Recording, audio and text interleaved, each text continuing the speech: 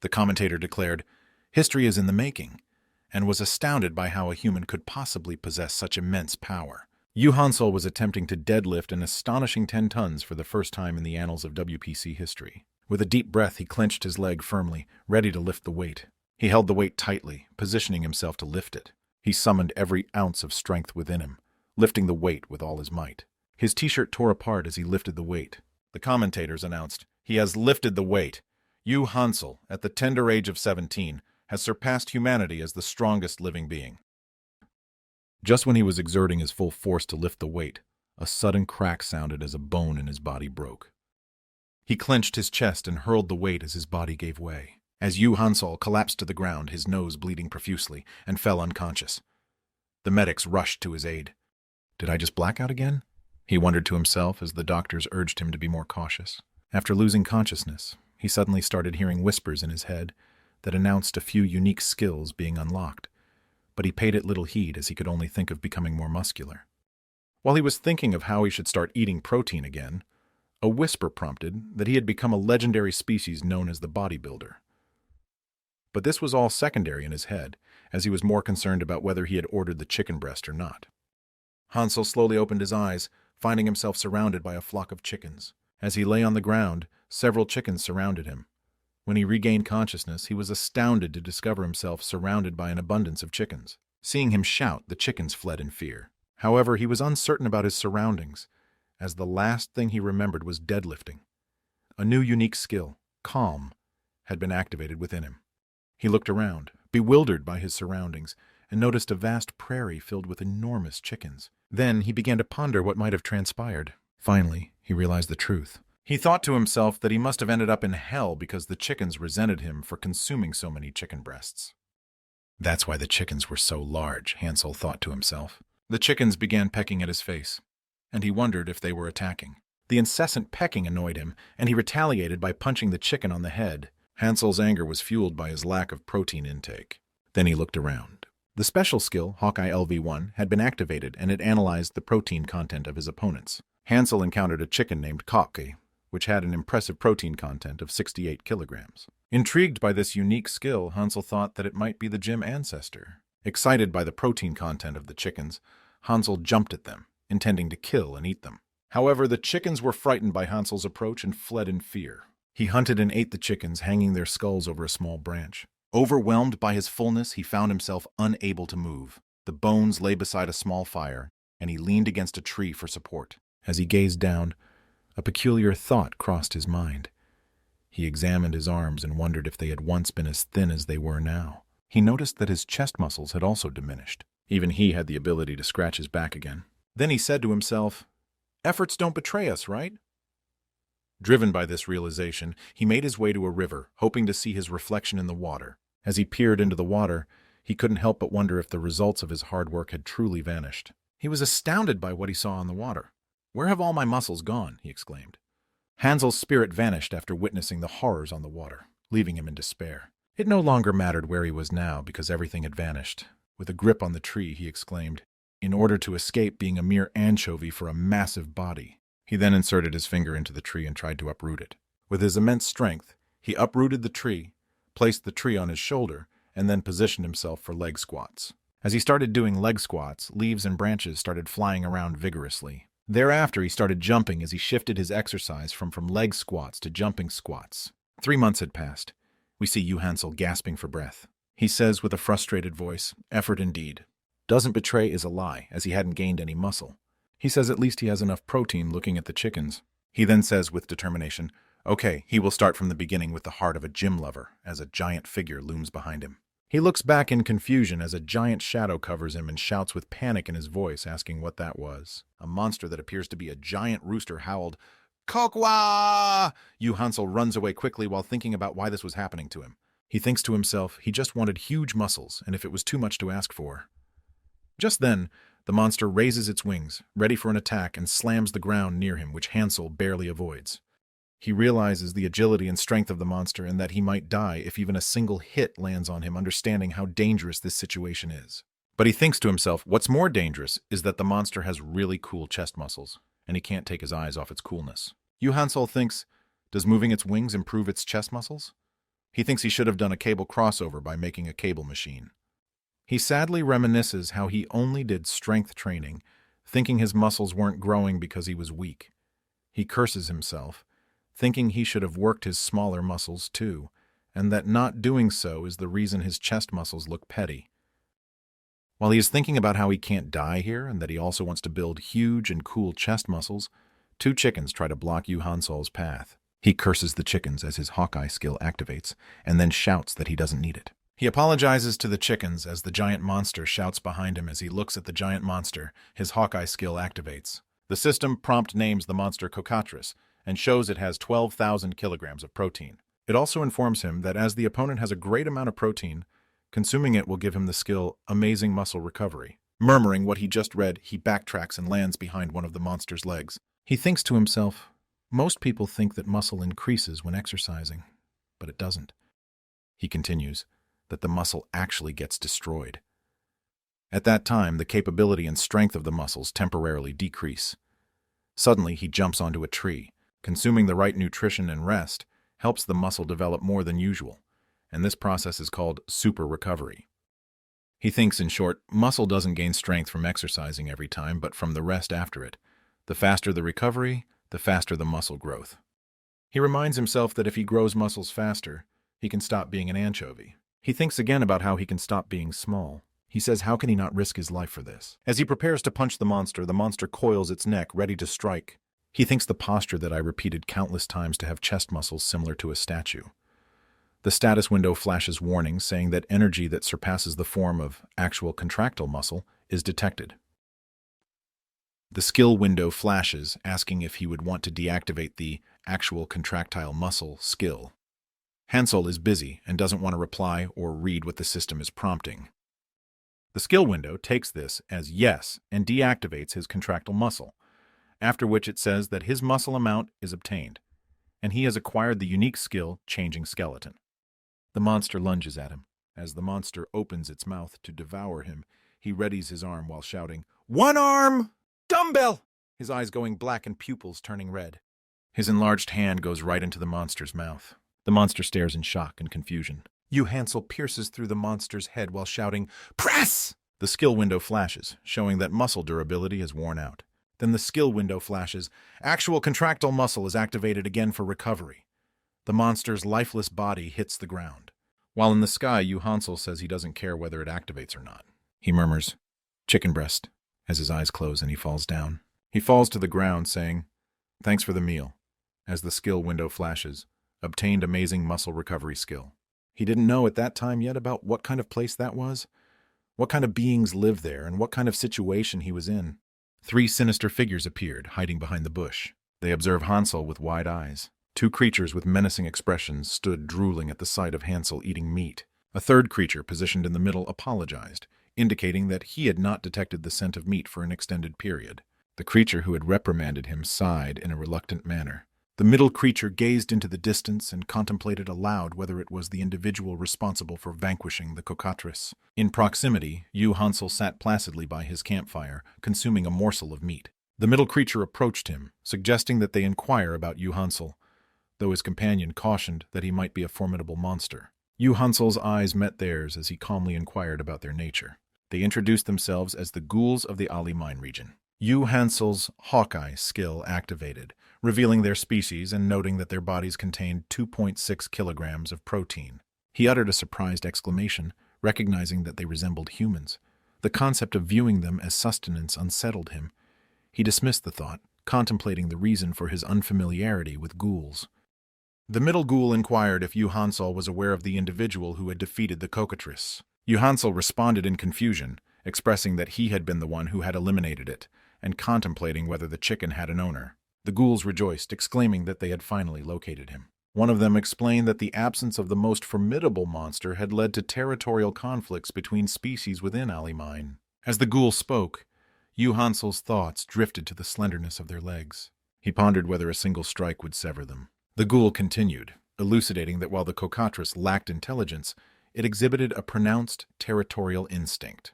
The ghouls requested a favor, addressing Hansol as the slayer of the Cocatris. Hansol requested that they repeat the request, acknowledging that he had not been attentive. The ghoul, visibly irritated, responded that he had already conveyed it 9 times. In a firm tone, Hansel asserted, 10 laps! 10 laps! You should endeavor to complete at least 10 laps. The ghoul responded in confusion, inquiring about the significance of 10 sets. Hansel insisted, saying that one should always try something 10 times. One of the ghouls sulked and suggested they leave, as Hansel was not going to assist them. Hansel apologized, stating that he was preoccupied with building muscle and lacked time. Another ghoul reassured the group, emphasizing that everyone has their own reasons. As they were about to depart, Hansel halted them, expressing his inability to consume all the chicken breast alone. A reluctant ghoul agreed, mentioning that they had not had meat in an extended period. As one reached for the meat, Hansel hesitated. He contemplated the ghoul's potential injury if it attempted to lift the chicken with improper posture. He abruptly stopped the ghoul. "Are you aware of the hazardous nature of deadlifting with poor posture? This is precisely why it is referred to as a deadlift," he exclaimed. The ghoul apologized, perplexed by its actions. Hansel, taken aback, inquired if they were unfamiliar with the concept of a deadlift. The ghoul blinked and asked, "What is that?" Hansel sighed, comprehending the fragility of their bodies. He recalled an instruction from his elementary school teacher, who had advised him to teach others to enhance his own strength. His teacher, a muscular individual, had suggested that he teach when his muscle growth ceased. Hansel pondered the wisdom of that lesson. He retrieved the meat and proposed that they proceed to the ghouls' village after their meal. The ghouls responded with enthusiasm. Hansel informed them that they would depart tomorrow, as he required rest for muscle recovery. At the ghoul village, the ghoul lord greeted Hansel and inquired about his journey. Hansel's Hawkeye skill was on the verge of activation, but he suppressed it, determining that it was unnecessary. He surmised that the lord was a tribal chief, and responded that his journey had been satisfactory. Hansel observed the lord's thin limbs and enlarged abdomen, which indicated poor fitness and an inadequate diet. The ghoul lord expressed gratitude for the gift, and indicated that others would carry the meat. Hansel remarked that it would take an extended period if others were to assist. The lord laughed, ridiculing the weak. Hansel, irritated, requested that he provide a concise explanation. The lord elucidated that the demise of the cockatrice had precipitated the current predicament. He disclosed that their species lacked combat prowess and the ability to employ skills, in contrast to Hansel. Hansel interjected, inquiring, "What constitutes a skill?" The lord was astounded, demanding to ascertain the identity of the individual who had brought Hansel to this location. The 3 ghouls were apprehended and compelled to kneel. The lord accused them of treachery. He expounded on the concept of loyalty and declared his intention to elevate Hansel to the rank of subordinate. Proclaiming the punishment, he activated his skill, Heavy Blunt, with the intent to eliminate the ghouls. Hansel deflected the bat with his bare hand, expressing curiosity about the village's cultural norms. The lord was perplexed by the failure of his attack. He surmised that he had not exerted sufficient force or utilized the requisite skill. He asserted that his skill possessed the capacity to augment the weight of a weapon by up to 10-fold. Hansel listened attentively, intrigued by the enhanced weight of the bat. The lord elucidated that he could amplify the 32 kilograms bat up to 9 times. Hansel expressed admiration for the skill, but opined that it was rendered ineffective against an adversary. He approached the lord with renewed astonishment, more captivated by his ego than his power. With a single-arm frontal raise, he effortlessly lifted the ghoul lord by the neck. He inquired whether the lord genuinely believed himself worthy of determining the fate of life or death. Subsequently, Hansel demanded vehemently, "What are your big 3? Hansel calmly explains that there are 3 exercises, bench press, squat, and deadlift, which are collectively known as the Big 3. None of them understand the term Big 3, and they all stare at Hansel. The strength showdown begins. The ghoul lord challenges Hansel to lift the barbell to prove his strength in the showdown. The ghoul lord reminds Hansel of their promise, stating that if Hansel loses, he must become his subordinate. Hansel asks the ghoul lord to maintain proper posture, fearing he might hurt his back. However, the ghoul lord cheats by using the skill Heavy Blunt to lessen the weight of the barbell, which Hansel was unaware of. With the help of his skill, the ghoul lord effortlessly lifts the barbell, lifting 200 kilograms. The ghoul lord then announces that it's Hansel's turn to lift the weight. Hansel ignores the announcement and scratches his back, asking the ghoul lord to use his glutes more. Hansel then challenges the ghoul audience to watch him lift the weights, promising that if he wins, they must do the same. Hansel begins doing some stretching for his deadlift. He explains that people often think they can use their back muscles to lift this, but the primary muscle used is the lower body. He emphasizes the importance of warming up the lower body properly to prevent injuries. Hansel demonstrates the first posture of the deadlift, standing straight with feet shoulder-width apart. He then explains the second posture, opening the chest and straightening the posture by applying strength to the lower back, belly, and buttocks. As the barbell sweeps the shins and thighs almost vertically, lift the barbell with strength from the soles of your feet to your lower body and entire body. Fourth, make the barbell reach your knee level.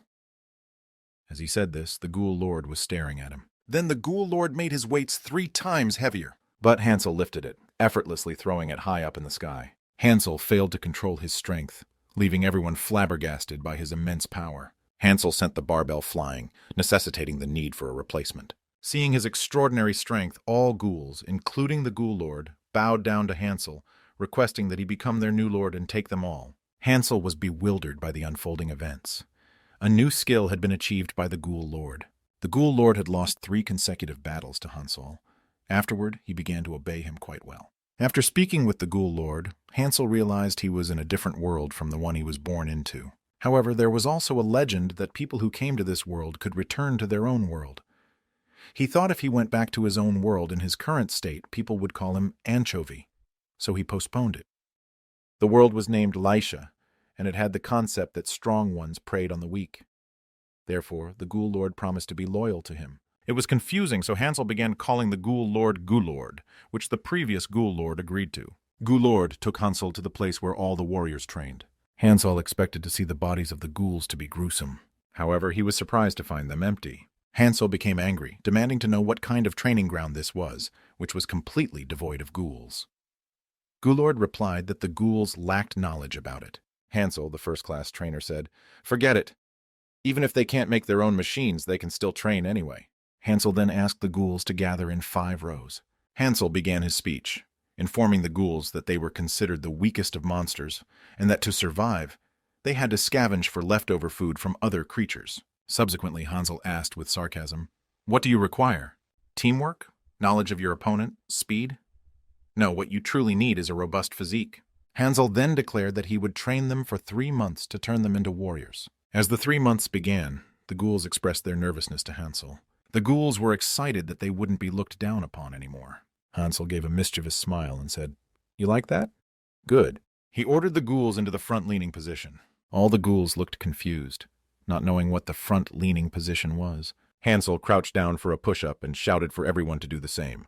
The ghouls were unsure of what they were doing or whether they were doing it correctly. Hansel then got serious. His eyes lit up with excitement, and he told them, "Let's start the warm-up with push-ups." The warm-up began as Hansel shouted, 100 push-ups! 3 hours later, the ghouls had no energy left.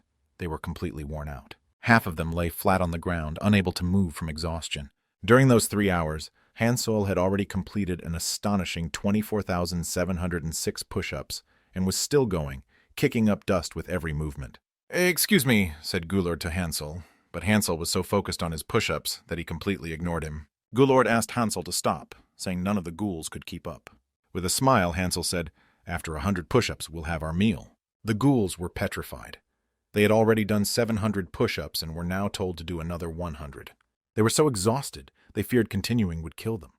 One even said it was better under the previous Ghoul Lord. Then one of the ghouls shouted, "Stop! This is enough! Everyone, stand up!" The ghouls grumbled among themselves. "Is this even possible? I'm going to sleep for a week." Hansel listened quietly, and one of them, even though the Ghoul Lord might challenge him to take his position back.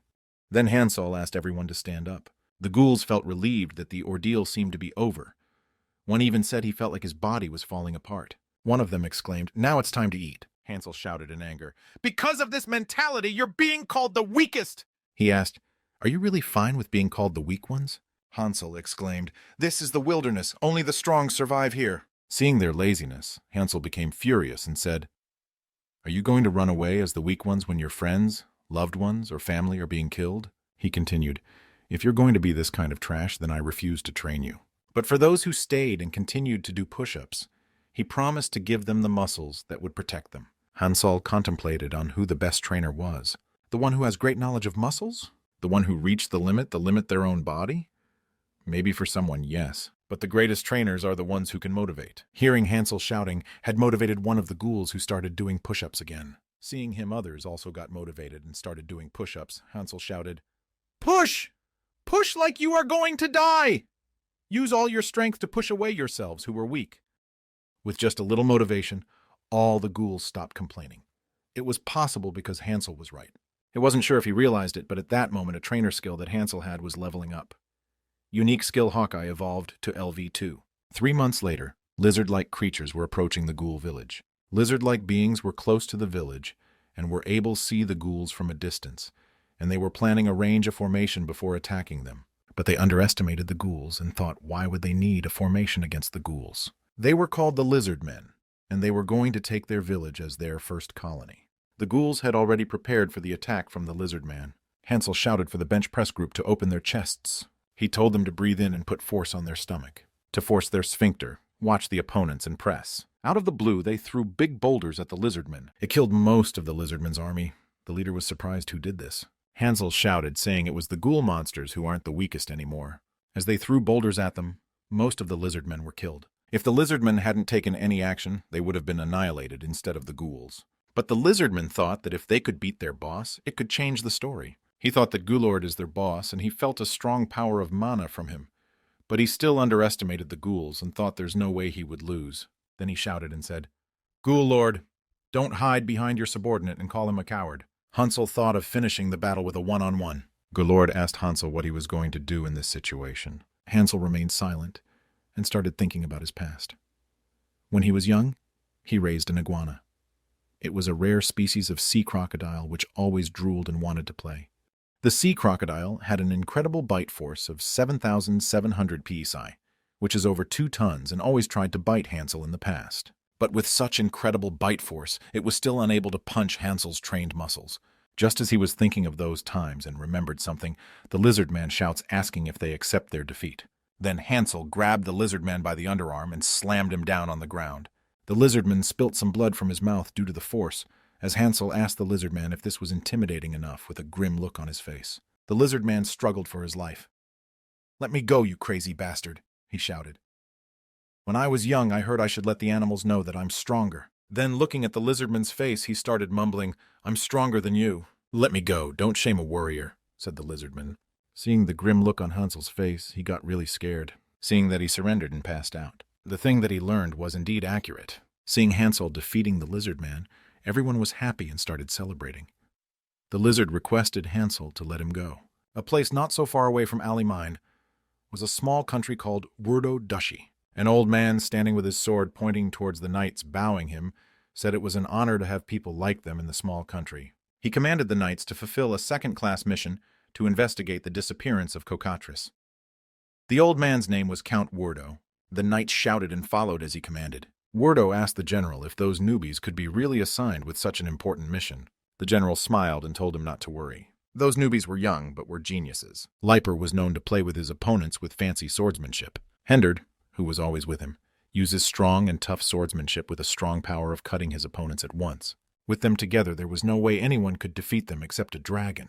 Wurdo asked the general if the innocent-looking one was as talented as the two of them. The general was hesitant and said that the innocent-looking one was not really talented, but he was a hard worker. Wurdo asked the general why the three of them were sent together.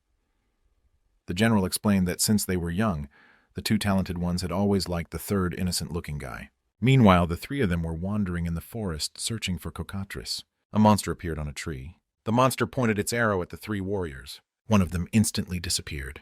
He went right behind the monster while he was pointing his arrow towards the knights, and killed the monster. When they looked around properly, they were surrounded by goblins. Hendard swung his sword. He killed most of the goblins. Liper shouted and said Blog's safety is their priority, to which Hendard replied he won't let anyone lay a finger on him. Both of them shouted and said they will protect Blogs no matter what. Blogs cried thank you. Both of the warriors started pampering Blogs, asking him whether he was hurt or not. Liper burst out at Hendard that he might put the Blog in danger. Blogs thought to himself they all had the same training, but why was he the weakest one? He thought to himself, how can someone like him be any stronger? Hansel and Ghouls were playing with the lizardman, making him do plowing push-ups, which made him frustrated. The lizardmen bow to Hansel as he says they can come by to train anytime they want again, as the lizardmen leader politely declines the offer. The Ghouls flexed their muscles while saying goodbye. The lizard leader looks at them with a sigh.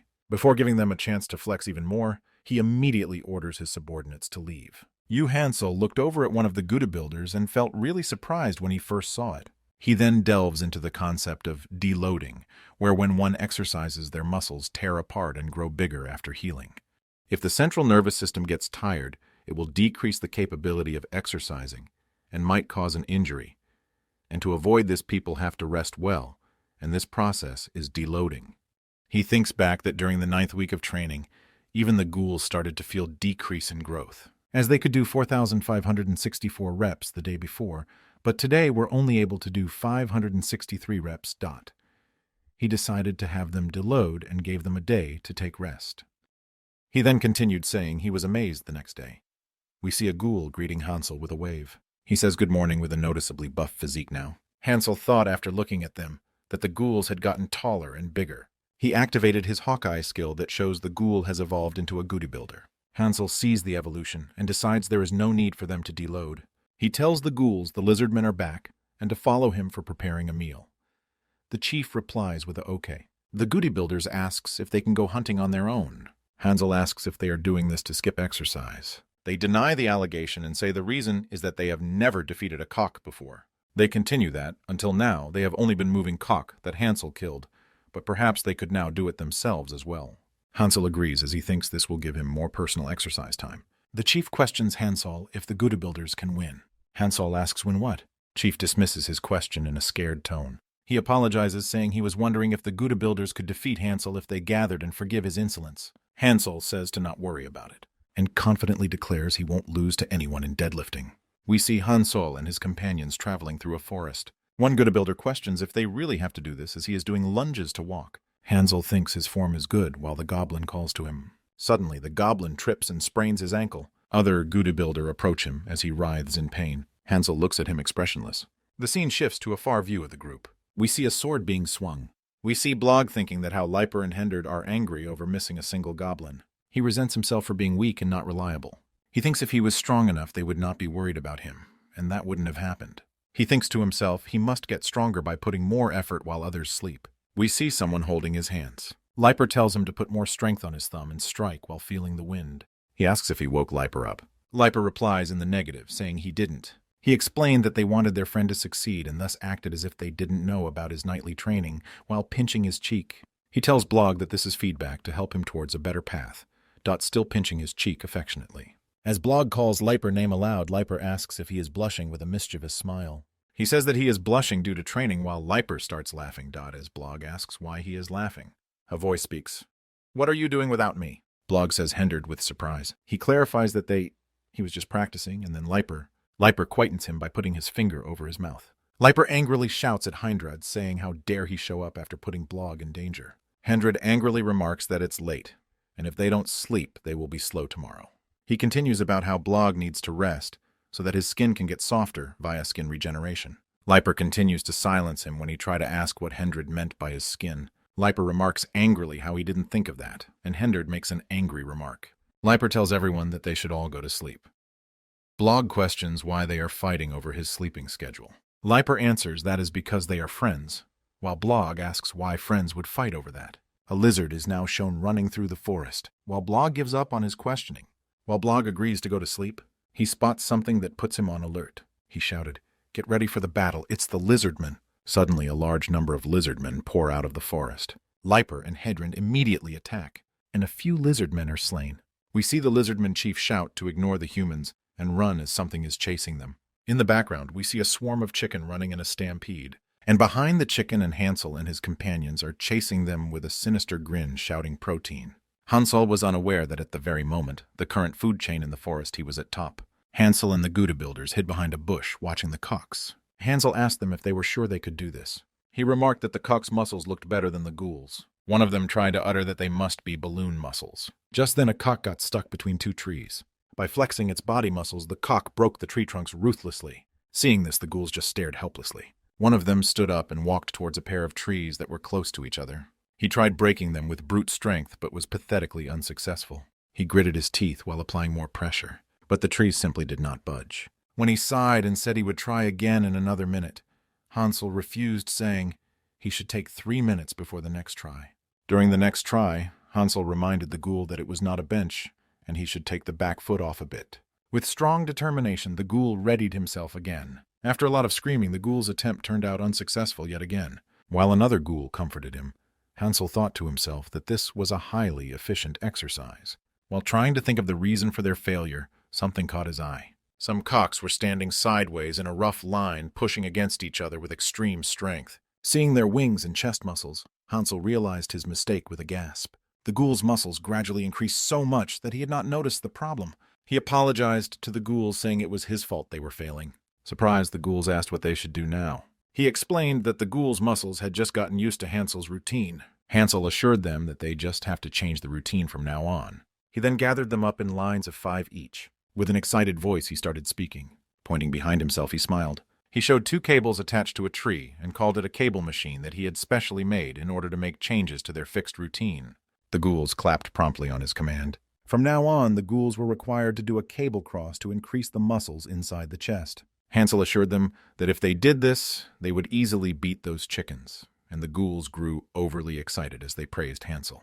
He told them to quiet down a little as he explained it. Cable cross was an exercise that stimulated the muscles inside the chest and increased the quality of the muscle. Since it was only effective when done with a proper posture, it was one of those exercises that were hard for beginners. He told them that since it was hard, he would demonstrate it for them slowly. He leaned down a little and bent the knee slightly. Secondly, he told them they should extend the arm completely and exert force on it so that it would not move. Thirdly, they had to stand in the center of the machine, push their chest a little, and cross them like a bird trying to fly with a consistent force. Fourthly, he explained important points about their posture and speed of doing it, that they should keep in mind, and told them to go ahead and try it on the multiple trees he had prepared for them. Looking at the energized ghouls, Hansel smiled and called them cute. After their training, the ghouls started to notice their chests had got bigger. While they were showing their chest muscles to Hansel, some cock also looked their way. Seeing the amazing chest muscles, the cocks were mesmerized.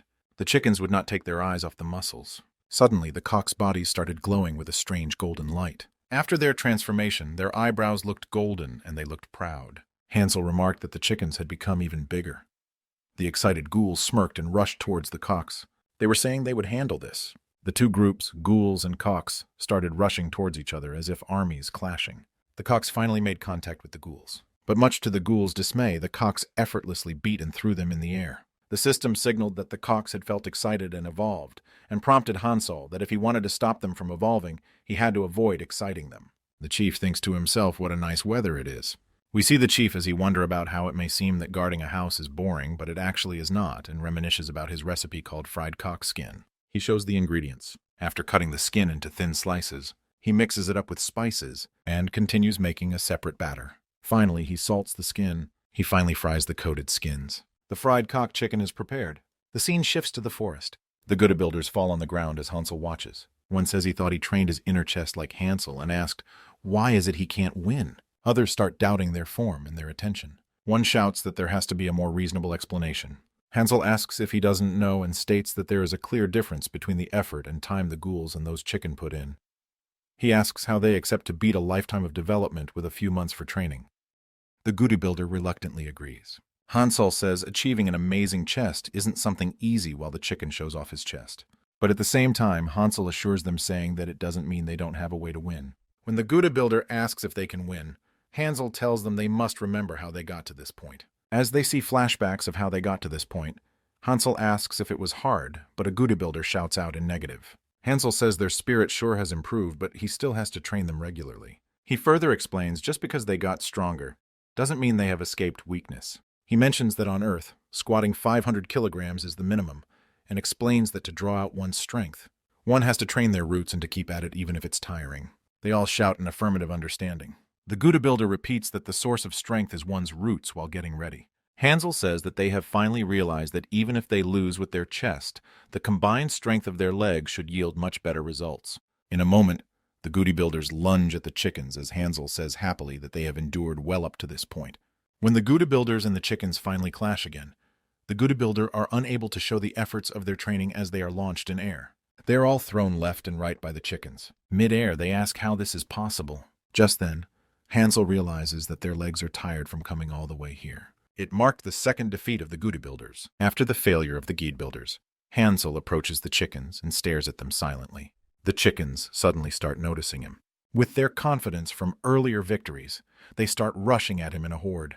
But as they approach him, they notice his posture of a single hand raised as if out to grab something. Surprised, the leading cook is thrown into a trance. Their entire lives flash before their eyes. This was the end for the chickens, who were simply fated to be killed by Hansel for protein. Later, we see that the chicken has been cooked, and Hansel tells the others they don't have to be harsh on themselves, and the important thing is that they have grown. He tells them to get their protein in, because tomorrow they have to catch one on their own.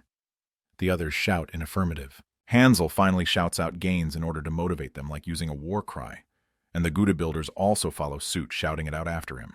Just as they are getting happy, Hansel tells them that everyone with a chicken leg in their hand must do 300 push-ups. Hansel addressed the three ghouls, asserting that they were far from surpassing him, something the ghouls themselves agreed with. He instructed them to take note of their learning and to hunt carefully. The ghouls agreed and asked whether he was coming with them or not. He replied that he would come only after his workout was over. To him, the workout was more important than the battle they had just fought. They all wish each other good luck in their endeavors. But for him, the workout was too light. He regretted not bringing the former lord, believing that would have been a better decision. The ghouls' bodies were now stronger than the cocks, but they thought if they advanced any further, it would become dangerous. Hearing this, another ghoul suggested it might be better to go back home and work out more. Hansel and the former lord had previously mentioned the condition needed to win a battle with the cocks. The coca was strong, but by count, Hansel had caught about 27 cocks and cocas. The ghouls planned to spread out and catch a total of 50 cocks while Hansel's guard was down. The others agreed. They decided to split into 3 groups. If anything went wrong, they would signal each other through their chest muscles. Everyone agreed to the plan, and the ghouls began their joyous rebellion. The 3 warriors came upon the dead remains of a cockatrice. It was huge. Hendred concluded that it had been killed with a single blow of high-class magic. To this, Blog replied, "If someone can kill a cockatrice with a single blow, they might be as strong as the great wizard Adam." Seeing Blog's concern, the other 2 warriors reassured him not to worry. They wouldn't let him get hurt. The 3 warriors heard a huge rumble ahead. Hendred and Liper asked Blog to stay behind as something was approaching. A herd of cocks came running. Seeing the cocks, Hendred was relieved. They weren't a real threat. But behind the cocks came the ghouls. The ghouls were surprised to see humans, and Liper cried out to Blog to stay back. They had never encountered such monsters. But Blog shouted for them to back off. To the ghouls, humans were dangerous and brutal beings who loved to slaughter. Blog's plea sounded like some sort of performance before activating a skill. Blog was trying to push forward between his 2 friends. The ghouls decided to call for backup from the rest of their teams. The Gouda builders' signal didn't just alert their allies, it also triggered the cocks. Blog asked if that was a coca. As far as they knew, they're as strong as a wyvern. The cocas attacked the ghouls. They knew they were done for. At that moment, the rest of the team arrived. Team 2 and Team 3 leaders appeared, and they all charged at the cocks together. A secret technique that a ghoul acquired from training with Hansel was about to be used. One random day, a ghoul was doing bench press and struggling. Hansel said his posture was wrong. Hansel assisted him since he couldn't perform it correctly. But what can anyone do if they want to feel their own strength? Safely. Bodybuilder secret technique. Gouda builder version. All the ghouls readied themselves as the cocks charged. The ghouls smashed the cook's face with a muscle bench press and gouged out their eyes. With no sign of stopping, the ghouls kept charging with their muscle bench press attack. Suddenly, a Gouda builder shouted they could win this. At that moment, a cock was about to kill him. He smiled and said thanks, everyone, as he realized that he was about to die. A fellow ghoul cried out, seeing his friend going to die. However, the 3 humans unexpectedly came to his aid. It had been 486 seconds since the 3 swordsmen were first touched by the Gouda builder, and they could not help but take their side. But helping the Gouda builder also made the cocks smash down their foot on the ground. Apparently, the attack had gone through, but it had triggered the cock's aggression too. Blog exclaims with sweat, "What is that?" A giant chicken looms over their party and releases a powerful aura. We are now told the story of the first dragon. This dragon had an insatiable greed for reputation, afraid future dragons would surpass him. He took an extreme measure and distributed his power. This was how the species of cockatrice was born, and why they are closely related to dragons. Hendred says he isn't a dragon, but his master will acknowledge him if he slays it. As he charges, Liper charges too, trying to distract the chicken by shouting insults. Hendred attacks aggressively. We now see Hansel working out. He says that even though beginners' bodies change fast, he thinks his volume growth is slower compared to the Gouda builders. Still, he reminisces. The ghouls followed him well, even though they were beginners, he thinks. He sighs, realizing it's already been 3 months. He recalls that at first they were crybabies and small, but eventually, step by step, he taught them like teaching a baby to walk. They tried to give up but stopped after a while.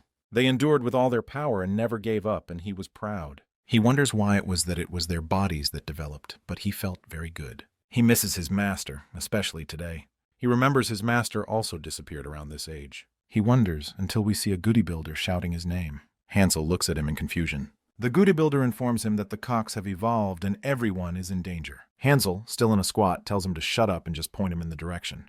He points. We see a status screen showing that his energy has surpassed the actual contractile muscle threshold. It questions if the host will cancel the actual contractile muscles. Hansel responds in affirmative. His muscles expand exponentially. Furious, he yells, "How dare you lay a hand on my kids!" As the skill activates, Hansel jumps. The ground breaks beneath him. Meanwhile, the party is still fighting the giant chicken. Leiper tells Hendra to distract it so he can go for a fatal shot, and Hendred agrees. Hendred uses his secret technique, spreading sand. He commands Blog to run away. Blog calls him an idiot, saying he should have attacked instead of stalling. Now Leiper is in danger. Leiper is sent flying by the giant chicken as Blog shouts his name. Leiper thinks Hendred did a good job, Hendred. He even shows a thumbs up midair. Blog yelled why he was giving a thumbs up and added that they should be fighting at full strength. Hendred shouts to Leiper that Blog cares about them. Leiper gives another thumbs up, saying, "Nice." As the giant chicken rushes at them, Hendrad says they can't win, even if they give it their best. Blog simply replies, "Okay." Blog said that he couldn't dodge that because it was already too late. But Hendred said that it was too early to give up. The Goody Builders used their secret technique, comprehensive auxiliary set. They blocked the chicken's charge. A Goody Builder shouted to hold on, and that the ally they had sent to ask for Hansel's help would definitely arrive without fail. He asks them to endure this until Hansel arrives, but suddenly a chicken leg attacks them. Their formation breaks. They fall to the ground. The chickens prepare the finishing blow. As the chickens attack, something falls from above, killing them on impact. A Goody Builder says, "Look, he's right on time." As a man approached, they all shouted that they believed in him, addressing the man as Hansel Nim. However, contrary to expectations, the former chief emerges from the fog. They look shocked. What was the former chief doing there? Somewhere far away, a dust cloud is kicked up. At this place, Hansel lands. With a stern face, he says that it was the wrong direction after all. As the former chief stands in between the cocks, he asks them if that is all they can do. Meanwhile, the mercenaries look ahead, wondering if the monster looking like a ghoul lord is stronger than the others. One of the Goody Builders explains that that man is their boss, while other cocks look at the ghoul lord in confusion. The ghoul lord looks at the cocks in contempt, asking them if they thought he had come without a plan. The ghouls all shout in excitement, saying they knew he must have had a plan, as it was not possible for even their former chief to beat the evolved cocks without a plan. The ghoul lord suddenly made a menacing expression, and shouted, asking Hansel to take them all out at that very moment. Kneeling down, he started screaming for Hansel Nim respectfully to please come out and help. However, despite his repeated attempts at shouting, Hansel simply did not show up because he was not even there in the first place. Realizing what a grave situation he was in, the former chief ghoul lord started cowering and made a scared expression at the cock looming over him. What had actually happened was that 6 hours ago the former chief woke up. He had wondered what was taking the hunting team so long. The food had run out, so he was wondering if he should go get them. After all, since the cocatrice had died, there should not be any danger, so it would be safe even for him to head out for a while. However, he had no idea that there was indeed danger lurking around, and a very grave one at that. While looking for them, he heard shouting and realized it must be the screams of the Goody Builders. He started wondering who the hell dared to lay their hands on his and Hansel's subordinates, since only he and Hansel had the right to bully the Goody Builders. Angrily, he picked up a rock. Unlike the ghouls, the ghoul lord had not participated in the bodybuilding sessions that Hansel used to hold. Yet his position did not lower, which is quite unexpected. However, this was not because the trained Goody Builders were weaker than the ghoul lord. Neither had the concept of the law of the jungle changed. There was only one reason, and it was that the former chief had no choice but to keep using his skill for the weights that the Goody Builders used to practice. His skill-heavy blunt had reached the maximum level, and he had got stronger without even noticing it. At the present, the former chief heard the scream of his subordinates. He applied heavy blunt to a heavy rock. He threw it hard and fast in the direction of the huge cocks. Just as the rock was flying over the heads of the cocks, the former chief applied heavy blunt times 10. The rock became immensely heavy, falling right on top of the cocks and raising up a dust cloud. At present, the former chief was now standing in front of the cocks, thinking about what exactly he could even do in this current situation, and realized they were doomed. However, a ghoul tried to encourage him, saying that he had still got one of the cocks with just a single attack, and tried to motivate him by saying he must be as strong as Hansel too. As the ghoul lord mused over this, he realized that indeed not just anyone could beat up such huge things with just a single attack. This led him to misunderstand that he must have been born with an innate talent, since he seemed to have been born different from the ordinary ghouls. Thus he told them the chicken heads to quickly come at him in enthusiasm as he convinced himself he could beat them all at once. Just then, The cock flung itself towards the former chief in a fit of rage and hit his head as the chief gave off a cry of pain. Seeing their chief fly off without being able to put up the slightest bit of resistance, the other ghouls realized that they were really doomed at the moment. Watching all this, Blog told his two friends that he wanted to apologize for not being able to always take their joke. But Hendrik and Leiper told him they had never been joking. He laughed, saying they were still joking in the current situation. Finally, he promised he will try to at least laugh at their jokes in the afterlife. Giving out a shout, he declared that he would at least spend the last moments with his friends and not be lonely. Seeing Blog so fired up, the other ghouls steeled their resolve. They stated that they will also use their every last muscle cell in order to fight the cocks. As the Goody Builders rushed towards the cocks in a horde, thoughts rushed to their heads, and they thanked Hansel for teaching them. Although the training was hard, they were able to take a glimpse of what it was like to be strong. While Blog and his friends also rushed ahead, the ghouls simply hoped that if there was a next life, Hansel would once again give them the opportunity to teach them. With this determination, they made their way to the cockatrices. Just then, at a faraway distance where the former chief of the ghouls had just landed, Hansel had just arrived near him. The chief simply requested Hansel to please save his subordinates while gasping for breath, after which he passed away and his hand went limp. Seeing the chief dead, Hansel clenched his fists as the skill calmness suddenly activated to cool his mental state. However, an emotion of rage was being detected, and it was so hugely overpowering that the calmness skill simply kept getting cancelled and finally got deactivated for the duration of a day. Just then, as the ghouls were fighting, the cocks started running off in a direction which simply happened to be where Hansel was. The ghouls looked surprised and confused but decided not to follow. The cocks were simply running off like maniacs. Meanwhile, the cocks had arrived at Hansel's location. They had surrounded him with menacing eyes. Hansel told the system to shut up with the notifications on the calmness skill with evident rage, saying that he was calmer than ever. While rushing ahead at full speed, the Gouda builders started feeling vibrations in their chest and realized that it must definitely be Hansel. Blog overheard them speaking out loud and could not help but ask who was Hansel. The Gouda builders explained that Hansel was their master and leader at the same time, who has the most sensitive muscle tissue than anyone else. Hearing such a short explanation, Blog was confused, but the Gouda builder told him that it was useless to explain in words and that they should see him personally. Another Gouda builder heard him and scolded him for being like that before telling him to summarize it for the human. The ghoul felt lost in thought on hearing the word summarize, but finally muttered that basically Hansel Nim was their new ghoul lord. Meanwhile, Hansel was standing bravely in front of the chickens, blinded by rage. When one of the cocks tried to attack him, he simply stopped it with his palm and sent out a devastating punch of his own, calling it the one-armed dumbbell press. The other cocks saw their friend flying off in the distance and got angry, deciding to take revenge. With a swift kick to the ground, they rose high up in the air and came crashing down towards Hansel, trying to kick him simultaneously. However, the cocks were left gaping at where a splatter of blood should have been.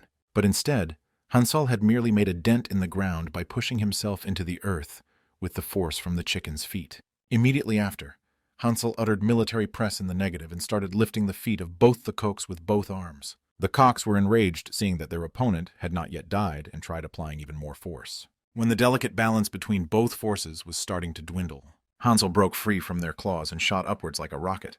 With an emotionless face, he performed a low-flying lunge, essentially giving the cock an uppercut that made it spit blood from its mouth. Standing over the dead cock, Hansel said that his ancestors had told him he could grade muscle development based on the degree of vibrations in his chest. He turned back to face the other cocks, who were now looking at him with frightened eyes, and told them that this was the reason he had brought them there. He said that he could help them develop their chest muscles with his own chest, but what about them? Could they do the same? Doing a self-enhanced version of the Buffy test in CrossFit mode, he jumped up in the air and gave a smack in the face to one of the cocks. Pushing his hands deep into the earth, he performed an utterly powerful kettlebell swing that lifted and tore off a huge chunk of the soil and lifted all the cocks up together while raining rocks on them, making them fall back. Then he started doing jumping squats, while jumping over each cock one by one while holding a huge tree that added to his weight, with a large swinging motion. He threw the large tree down at the cocks using the cable tricep extension technique. All of this was being observed by Blog, his friends, and the other Goody builders. Seeing the utter chaos that Hansel was kicking up all alone, he gasped in shock at the strength of the humanoid monster. As they were observing all of this, Hansel was stuck in a dilemma.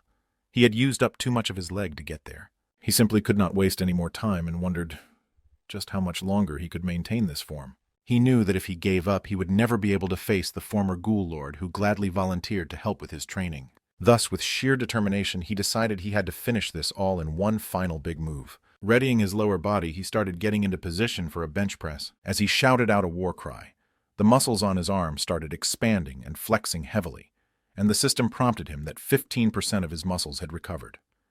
However, it also gave him a warning that his lower limb muscle could not handle the upper body muscle, and that he should loosen the upper body muscles, otherwise it would lead to muscle damage.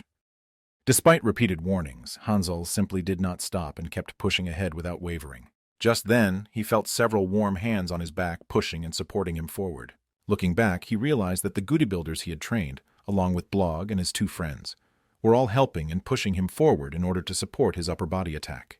They shouted, telling him to go for the extra set as words of encouragement and motivation. Hearing this, Hansel's chest muscles gleamed with excitement as he smiled and shouted in the affirmative. With a final push and a final cry, Hansel's last attack swept through the cohort without any sign of stopping and defeated them all in one fell swoop. As the cocks lay defeated, Hansel silently offered up his prayer of thanks to the former ghoul lord and chief for everything he had done. With the last breaths in him, he shouted, signaling the end of that day's exercise. Looking up at the sky, Hansel reached his arm out towards the clouds and started saying that he would miss the ghoul lord. The goody builders were discussing that the former chief had been pretty violent before Hansel came, but he turned into a good guy with Hansel around. Another one supported the statement, muttering that the former chief even killed the deadly cock.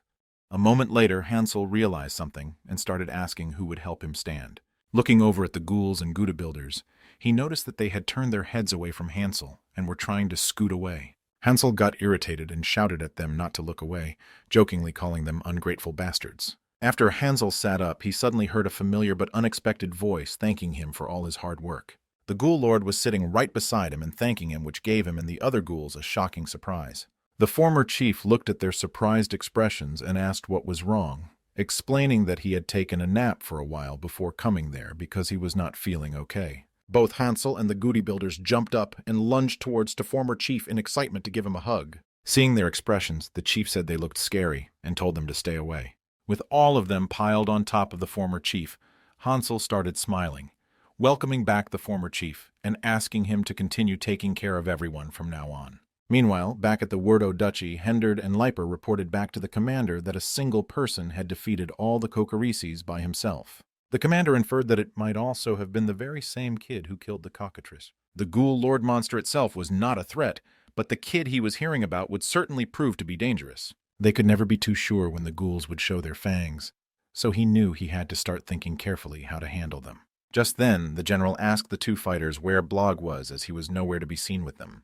Both of them started leaking tears from their eyes as they recalled what had happened. Apparently, after seeing Blog, Hansel had started analyzing every muscle of Blog's body, apparently interested in the trained muscles. Seeing him treating Blog like an object, Hendard and Leiper were enraged and started rushing at him. Just as Hansel was asking Blog if he had any intentions or wishes of getting stronger than he was at the very moment, the two friends swung their swords at Hansel from behind. Although Blog warned Hansel hurriedly, it was unnecessary, as Hansel caught the swords with a single hand without even glancing back. Ignoring the two guys behind him, he offered Blog a chance to come exercise with him. With no other choice, Hendard and Leiper had to let Hansel take Blog away, and were presently crying in front of their master, the general, asking her to save Blog from those monsters. The commander, with his cool head, apologized, saying he was sorry for their friend, but he could not take a risk, considering the enemy might even be using dark magic. Further, he stated that their master, the redhead general, was not a person who would do something so reckless. But contrary to the commander's predictions, the general was utterly sentimental and shouted that they should go and teach the monsters a lesson that very day. She told both her apprentices to get ready for battle while shouting how someone else dared to lay a hand on her students. Her cape fluttering behind her, she walked out with Hendard and Leiper following in order to save Blog from the LE mines. Meanwhile, at the ghoul village, Blog was standing in formation amongst the Goody builders while Hansel stood in front of them all. Hansel announced that they had a newcomer in their midst and should start off with the squats first. Blog was confused and asked what a squat was, to which Hansel replied by saying that he would teach him.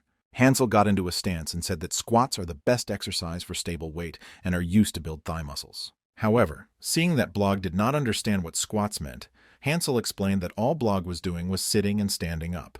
Instead, he had to focus the weight on his thighs so he could learn without hurting himself. Telling him the proper posture, Hansel told him to stand with his knees pointing towards his toes, and to move his hips as if he wanted to sit down. After some guidance, Blog was able to properly do a squat, which Hansel praised as quite good, considering Blog was a first-timer. Blog felt embarrassed at the praise and said he had practiced a bit of swordsmanship before. Hearing that, Hansel told him to do a squat again, but this time he told Hans to not lose abdominal pressure. Reaching out for a barbell, he told Blog to raise his hands so Hansel could put the barbell on top of them. After warning that it was heavy, Hansel gently kept the weight on Blog's hands. Feeling the sudden weight, Blog was shocked and started falling to the ground. Hansel shouted at him to not mess up the posture and told him to squat. After much encouragement and hearing shouts from both Hansel and the Goody Builders, Blog was successful in pulling off a squat with the extremely heavy barbell. After one squat, Hansel took the barbells off of Blog, who was now sweating buckets and panting for air. Hansel was honestly impressed that even though he was doing squats for the first time while holding a heavy barbell, he could still maintain his posture. Hansel's eyes had not been wrong, as he had been able to successfully recognize a talented powerlifter. He asked Blog if he had followed him in order to become stronger, and Blog said it was indeed the case because he wanted to be strong just like his friends. However, putting the barbell down, Hansel told him that he was sorry, but Blog could not be strong like his friends. Blog gave an embarrassed sigh on hearing the harsh reality, and said that he honestly knew that a guy like himself would not be able to keep up with those geniuses no matter how hard he tried. However, he was still thankful to Hansel if Hansel could just teach him how to stand on his own 2 feet and stand his ground in a fight. However, hearing all this, Hansel gave a confused look and told him to stop spouting nonsense. He told Blog that he would make himself stronger in other ways, strong enough to protect his friends. Putting a hand on Blog's shoulders, he told him that he had a rare talent in him. Blog's eyes watered up as cried, saying this was the first time he had been acknowledged by someone else. However, Hansel simply chuckled and told him not to cry, saying he would lose muscle that way. Just then, the system notification sounded, notifying that Hawkeye Level 2 skill had been upgraded to Level 3 due to fulfilled conditions. Hansel happened to bring in a few cock chicks and was cradling them in his arms. The former chief saw that and asked Hansel why he was bringing the bay cocks over. Hansel replied that it was okay if they hunted the cocks, but they could not do so recklessly, otherwise there would be no more cocks left anymore. Before the cocks became extinct, he wanted to prevent that. The former chief tried to say that cocks used to grow up pretty fast, so it was not a problem raising them. There were not even many monsters capable of defeating the cocks in Alley Mine. However, he expressed his concern that although the Goody Builders were stronger than those baby cocks, if the cocks evolved, the Goody Builders would not be able to defeat them, and the only one who could was Hansel. Hansel smiled eerily and looked at him, asking if they really couldn't. Seeing the scary expression on Hansel's face, the former chief simply started sweating and uttered that it's not like that, and they probably can. Hansel tapped his back with happiness and agreed, and told him not to underestimate his own kind, as that makes Hansel disappointed. Later in the ghoul training ground, Hansel was guiding them to perform squats, showing them how to do the reps. Meanwhile, the former chief was helping Blog by applying heavy blunt on the barbells for his squats. After confirming that Blog was ready, the former chief applied heavy blunt times 2. Blog felt the immense pressure on his muscles and gave off a shout in order to muster strength. With words of encouragement from the former chief and Hansel's continuous voice of counting sets, Blog started doing squats with the heavy barbell. The former chief tells him that he can do it, applying heavy blunt times 4. As Blog picks up the weight, just as all was going well in the training grounds, with everyone putting in their effort, a loud voice uttered the name of the skill, Intrusion, and a sword slash struck the ground like lightning and made a clean line of destruction in the middle of the training ground, confusing the injured goblins. With the former chief wondering what happened, apparently the redhead general, who was the master of Blog, had come to take him back. While the ghouls, Blog, and the former chief were all confused, the general arrived in front of the former chief and asked him if he was the one who had kidnapped her student. The general said he should have answered with a simple yes or no, and started swinging her sword. Just when her sword was about to slash the former chief in half, something stopped her slash mid-swing. As the dust cloud cleared, she noticed that a muscular guy had happened to stop her sword with just his bare body. Hansel said with a slightly irked expression that they were not doing anything aside from exercising. The general felt impressed that someone was able to block her sword with their bare body, while Hansel wondered how the old woman had managed to leave a small slice on his skin that was bleeding. Looking back, the general asked Leiper and Hindard if that was the person they had been talking about who had kidnapped Blog. When they confirmed it with their shouts, they screamed out to Blog that their master was there to save him and told him to come over. The general simply smiled and apologized to Hansel for interrupting him during his training, but told him it was not good to steal someone else's student. Hansel looked confused and asked Blog if that was true, and said he should have told Hansel if he had a trainer already, and then this would not have happened. Blog heard this and felt hesitant to answer as he was shocked by the entire situation. Trying to answer as he was stopped mid-sentence, Hansel started saying with a smile that he must like exercise more than swordplay, and that he could be honest without hesitating. Blog pondered over it for a moment and bowed down, telling his master that he was sorry and that he did indeed like exercising more than swordplay, and apologized that his master had to come this far for him when he already had a new teacher. The general heard this and smiled, saying if that is the case, then there is nothing she can do, suddenly preparing to unsheath her sword. Her expression turned serious as she said that she would have to him by force in this case. She used the skill named Old-Fashioned Sword and slashed at Hansel diagonally. However, Hansel used the posing skill to flex and strengthen his muscles, which made the slash futile as it simply left a scratch on the well-trained muscles of Hansel. The general smiled while looking at Hansel, as she said that the fact that her sword only managed to scratch his bare body hurt her pride. She asked Blog if he really wanted to build his body this way, and Blog immediately replied in affirmation. After some thought, the general said that Hansel and she should compete, and the winner would have the right to take Blog.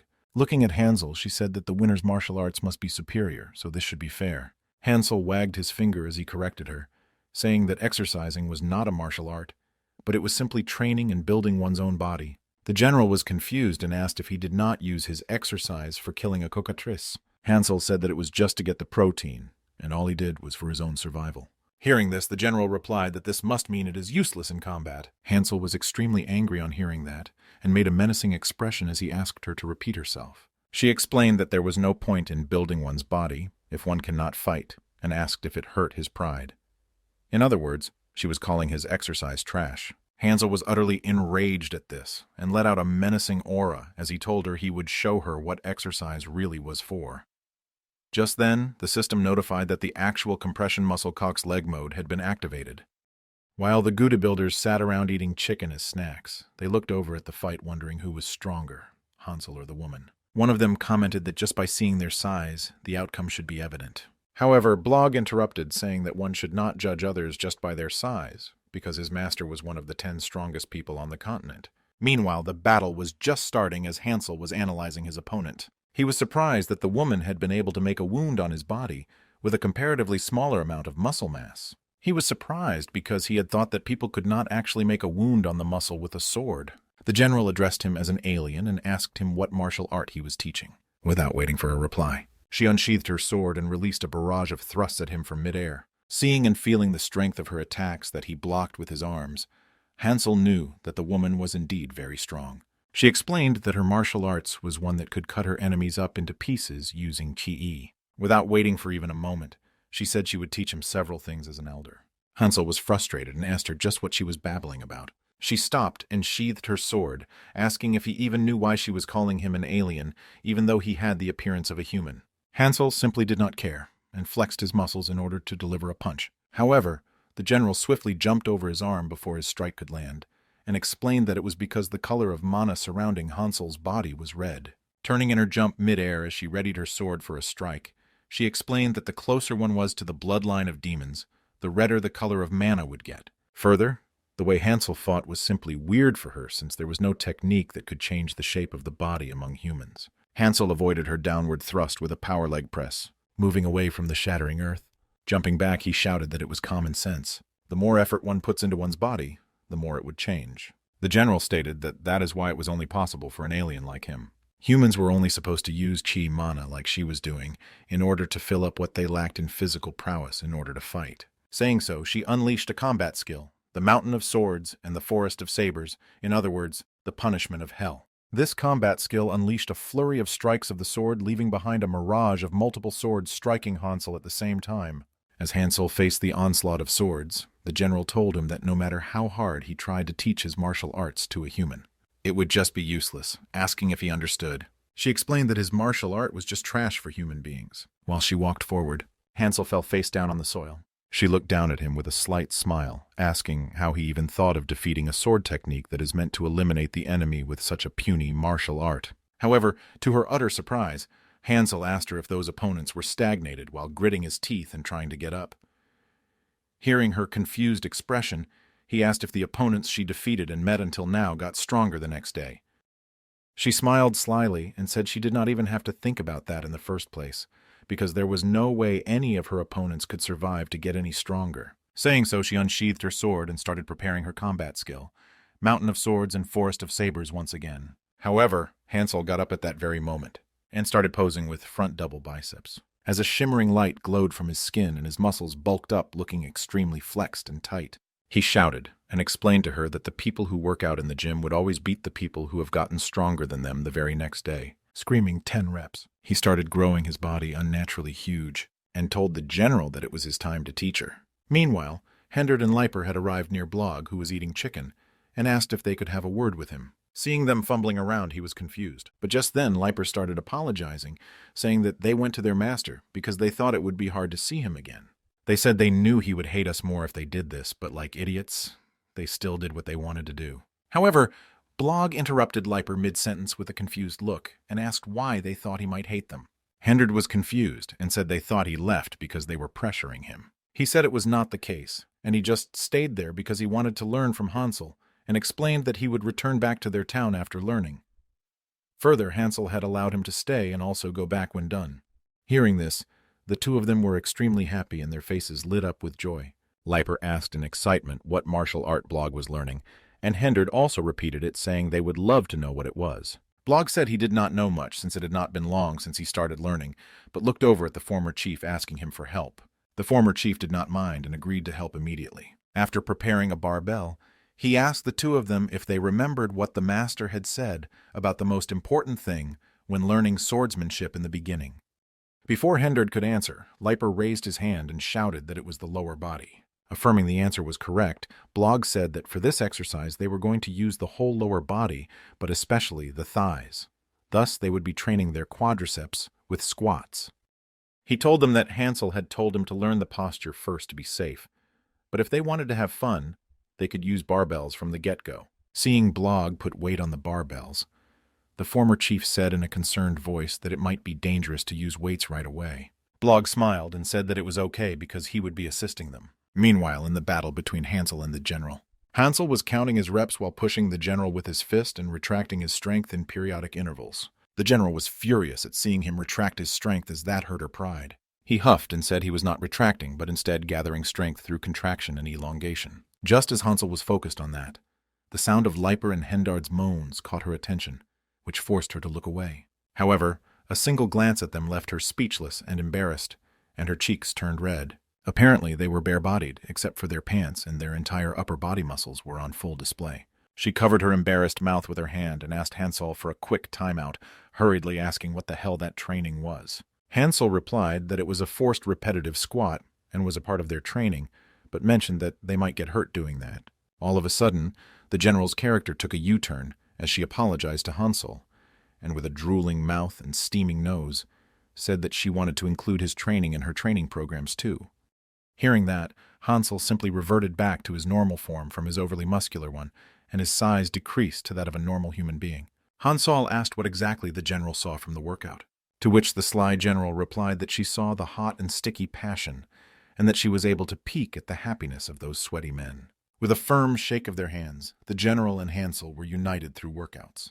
Looking at the lady's glistening muscular arm, Hansel asks her as to what sort of exercise does he do for such a beautiful muscular arm, to which she replies asking if he's curious about her methods. Excitedly, Hansel nods his head to her question. Looking at Hansel from her horse, she says that it's because her job is swinging a sword all day. She then asks while expressing her curiosity about something. Looking at him, she asks if it is okay for him to be teaching his own advanced training method without getting anything in return. Looking at her, Hansel replies saying that it's okay as long as more people work out. As they all continue forward on their path, she asks as to why he thinks like that. Hansel replies saying that way a gym would be everywhere one goes, and also that one would be able to work out more effectively by studying various exercise methods. He continues how he wants the culture of health to spread all over the world of Lisha. With a gentle smile on her face, after hearing his desires, she exclaims that he's funnier than she thought of him to be. While continuing on their path, she says that she likes his desires of spreading the culture of health all over this world, and then says that she'll do him a favor whenever he wants her to which Hansel compliments her of being a good person.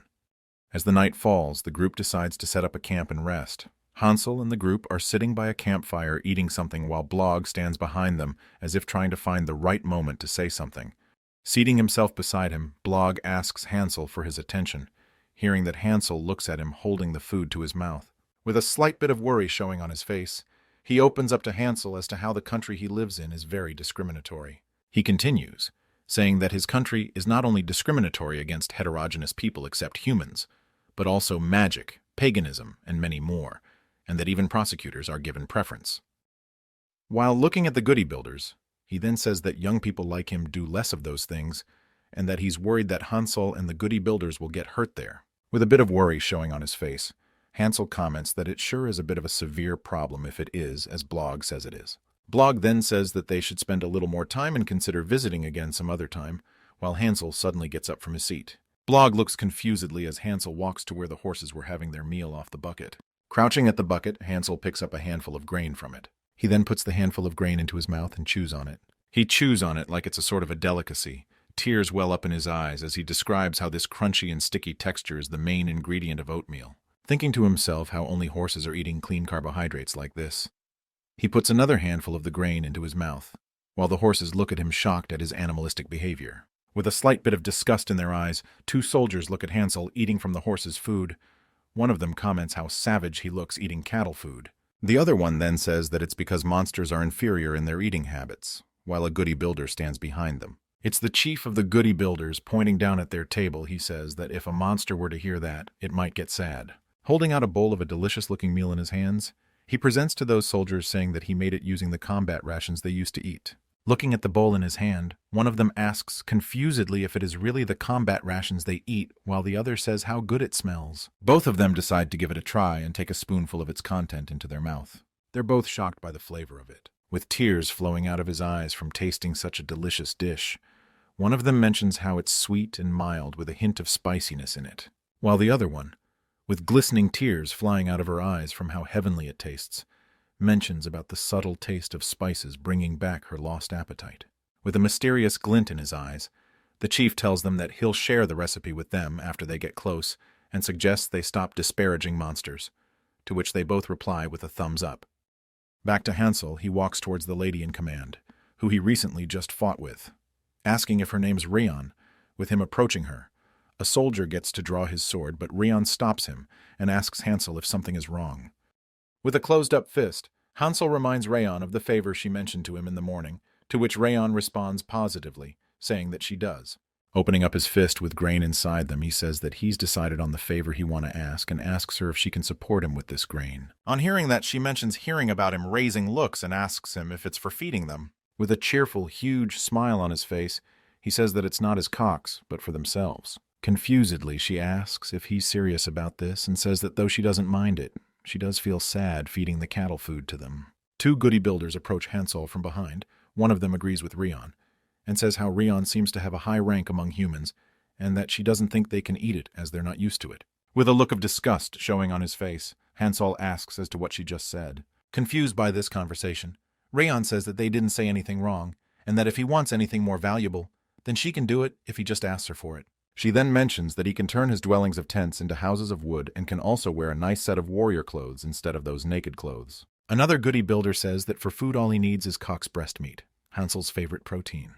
Disappointed and furious at their answers, he says that isn't what he's trying to say. He then points out saying that eating only protein is bad for one, especially the liver. He then mentions that if one were to intake the right amount of carbohydrates, then glycogen is produced, which helps one generate muscle power. He continues that in particular, oats is a complex carbohydrate that has slow digestion and lasts a long time, and that it is low in calories and rich in nutrients, and so it is nicknamed as King of Grains on the planet he used to live in. He then furiously asks if there is any better reward than oats. Rion and the soldier standing behind her looking at him in confusion. With excitement on their face, goody builders start saying that they want it too, that they too want to try oats. Hansel then puts the grains he held on his hands into his mouth, while the goody builders continue to scream in excitement of oat, while two soldiers looking at them talk between themselves, asking each other if that is his secret ingredient to face Rion. Furiously, they both say that they should eat it too. While Blog keeps stuffing the grains into his mouth, standing behind him, Liper and Hendard, seeing Blog eat it, say that they should try it too. And so, the goody builders, the soldiers, and Liper and Hendard rush into the bucket holding the grains and stuff their mouths with it, without a care for the world. And soon they all idiotically spit it out of their mouths, thinking the same thing, that it's not good at all. Looking sickly, Liper tells Blog to spit it out, saying that it's not good and that even the goody builders also spit it out. Blog continues chewing on it as if he didn't even listen to what Liper just said. With a satisfied smile on his face, Blog says that it has a chewy texture and is quite tasty, while Liper just looks at him in silence. Hansol looks at Blog surprised and says that Blog will get stronger soon. Scratching her chin, Rion approaches Hansel and says that though she doesn't understand what he's saying, but he does seem satisfied with it. Holding out her hand, she says that she will actively produce the amount of grains he wants to satisfy his conditions. Excited from hearing that, Hansel expresses his gratitude towards her, to which she says that it's not exactly a loss for them, scratching her head, while the other who decided to eat the grains continue to vomit. And soon they return back to their country. Gates opened for them and they continued walking forward, with concern showing on his face. Blog whispers to Hansel if he remembers what he said. They continue to walk forward, while Blog mentions how this country is the country of weirdos, and that it's the best in all the continents for being a discriminating country. Walking through the crowd, the goody builders start to get conscious of the people constantly staring at them. Putting his hand on one of the goody builder's shoulders, Hansel tells him to get his posture straight. The goody builder then glances in Hansel's direction. Hansel then tells him that they're glancing at them because they have nice bodies. Looking at their muscular bodies, goody builders ask if that is what it is they're doing. Knowing the actual reason why the people are at them, with worry and a hint of confusion showing in his eyes, Blog looks at them thinking to himself that whatever Hansel said it to be like is not true. The goody builders, blindly believing what Hansel said, strike up poses showing off their glistening muscular bodies to the people. The people look at them in confusion. A parade of goody builders along with Hansel walk forward while maintaining their poses, making a couple of people in the crowd think to themselves if they're starting to like these monsters. Hansol and Rion are currently in the Weirdo Castle, standing in front of the Lord of the castle, while the Lord asks Hansol if it's true that he's going to teach her how to work out.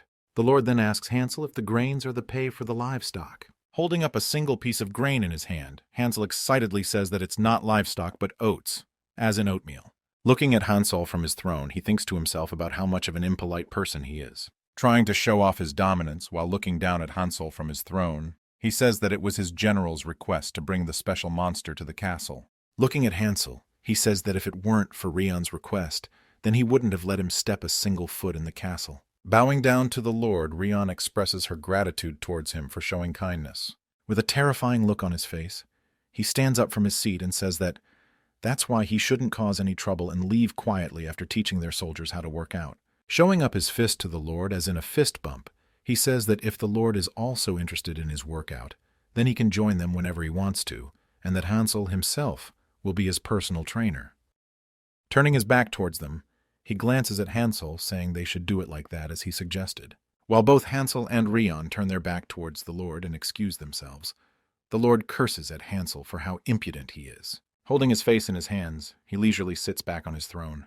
While still holding his face in his hands, he talks to himself, saying how he worried about how to change the public sentiment of the general. Wearing a creepy smile on his face, he says that the arrival of Hansel in his country has brought him a good opportunity to accomplish that. Calling out to his servant, he orders him to get the Tutula mercenaries to him. With that creepy smile back on his face, he thinks to himself that the guests the general brought back are soon going to show their fangs to her. This is the soldiers' training ground where they hone their sword skills and techniques and archery skills.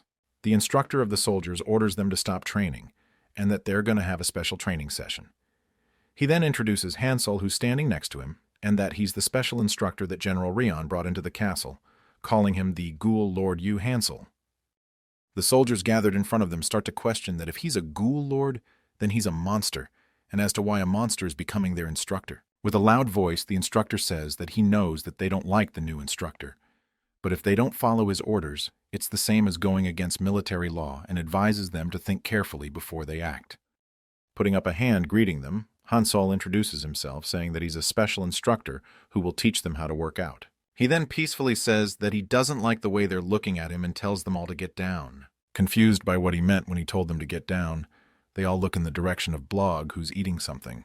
Getting into the push-ups position, he calls out to the soldiers in front of him to get down and stretch out their stomach. Following Hansel, soon the goody builders get into the push-ups position. He then furiously yells at them, asking if they're going to get down or not. Following Hansel's orders, they all soon get down into the push-ups position. Blog does that as well. Standing up to Hansel, an arrogant soldier says as to why everyone should follow a monster's orders. With his loud, heavy voice, the instructor calls out to the soldier, saying that if he's calling Instructor Hansel a monster, it'll be considered that he's saying that to the general. The soldier then asks the instructor if he really thinks so, if that monster's order is the general's order. The instructor stands there silently while looking at the soldier. The soldier then tells everybody to get up and asks them if they're really going to follow that monster's orders and asks them to maintain their dignity as a human. While the instructor says that the military's orders are absolute, Hansel suddenly gets up asking about what their problem is. With a smug look on his face, the soldier then says that there are lots of problems. The first being that as humans, they don't listen to monsters like him.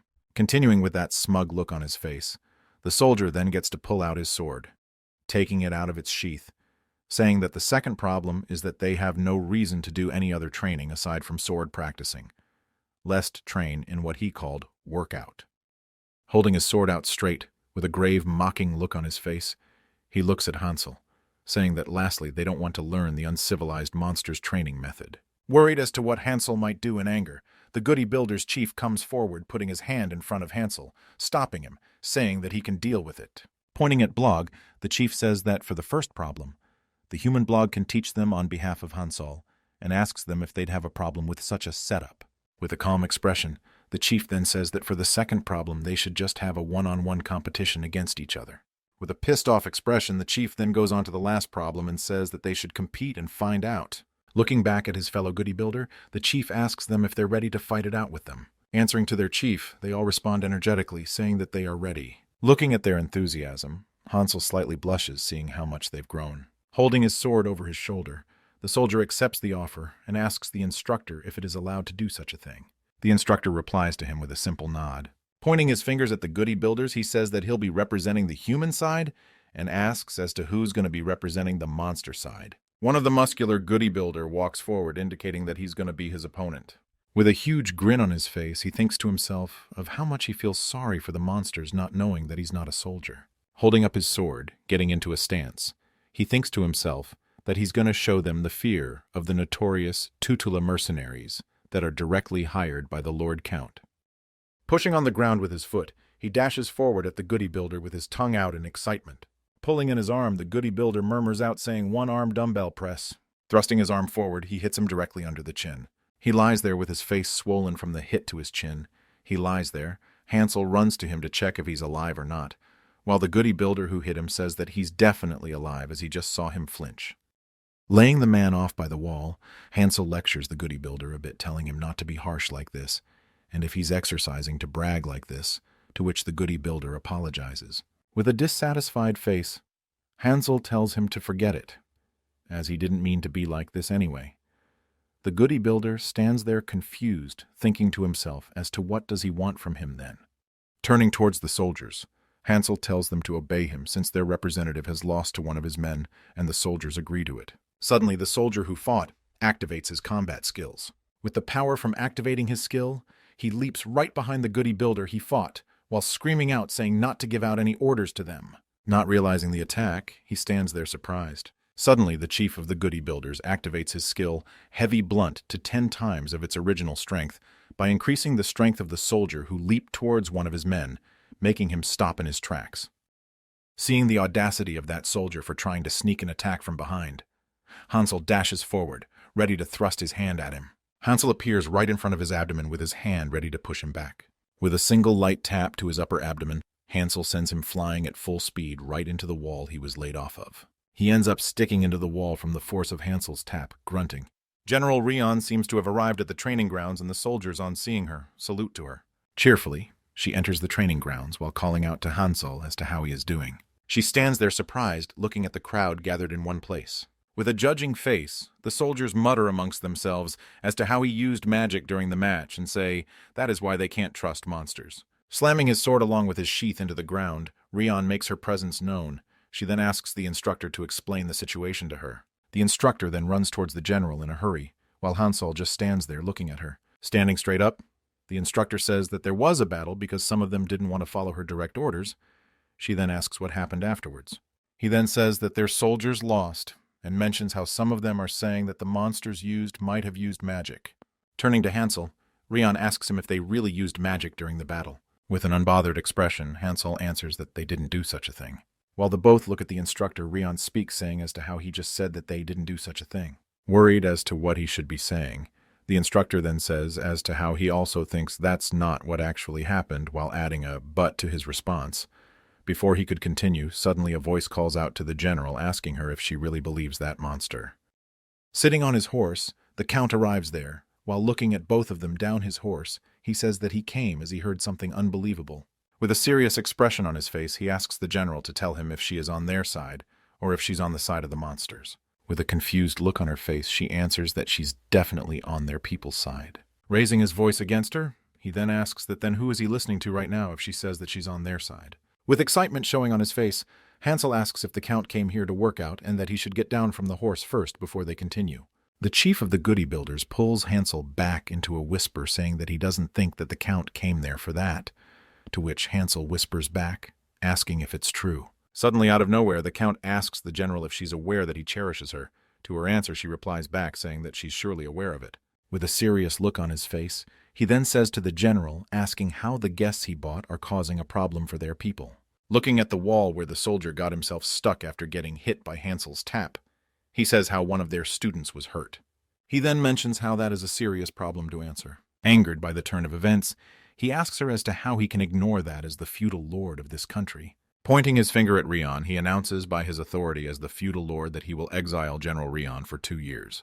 With anger exuding from every pore of her existence, she looks up at the Count with murderous eyes. Seeing her expression, the Count backs up a little in fear. On hearing the Count's orders, the soldiers raise their voices, asking the Count to just let them kill the monsters, while others ask him to simply just withdraw his order, while Rion stands there surprised from hearing them voicing their opinions. The Count confusedly nods, thinking of how he almost just peed himself from seeing that scary face of Rion. Turning towards Hansel, she first apologizes to him for not being able to take care of him properly after bringing him to her country. Hansel just innocently tells her as to how not everyone can always follow the wanted routine every time, and to not worry about it too much. Looking up at the Count, she asks if they can at least let these monster friends of hers stay there for 3 months, as promised earlier by the Count. The Count, on hearing that he will keep his promise, to which on hearing the general expresses her gratitude towards him. With a small grin forming on her face, she thinks to herself as to how the preparation is now over. With a loud voice, she then tells everyone to be quiet.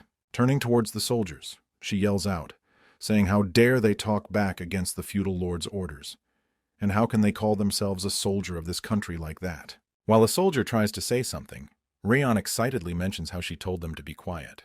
Looking at the soldiers, she thinks to herself as to how she thought that they were just discriminating against the monsters, and now they even know how to talk back to their superiors, and that there is definitely a chance for a change. Bowing to the Count, she expresses her towards him and says that she will use his order as an excuse to take this chance to rest and come back, while thinking to herself as to how she should step back so that the new seeds will have a chance to sprout. Letting out a devilish laugh, she walks away, while thinking to herself, wondering as to how this is going to change these growing seeds and how much fun it will be when she returns. Throwing up a pouch in his hands, a person exits the country with a small grin on his face, while humming to himself. This person is the one of the members of Tutula Mercenary.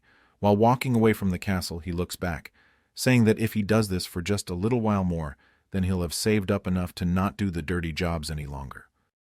While talking to himself, he says that Belle likes flowers, and that he should establish a flower shop with the money he saves up. He then lets out a small laugh while blushing really hard as if he thought of something obscene.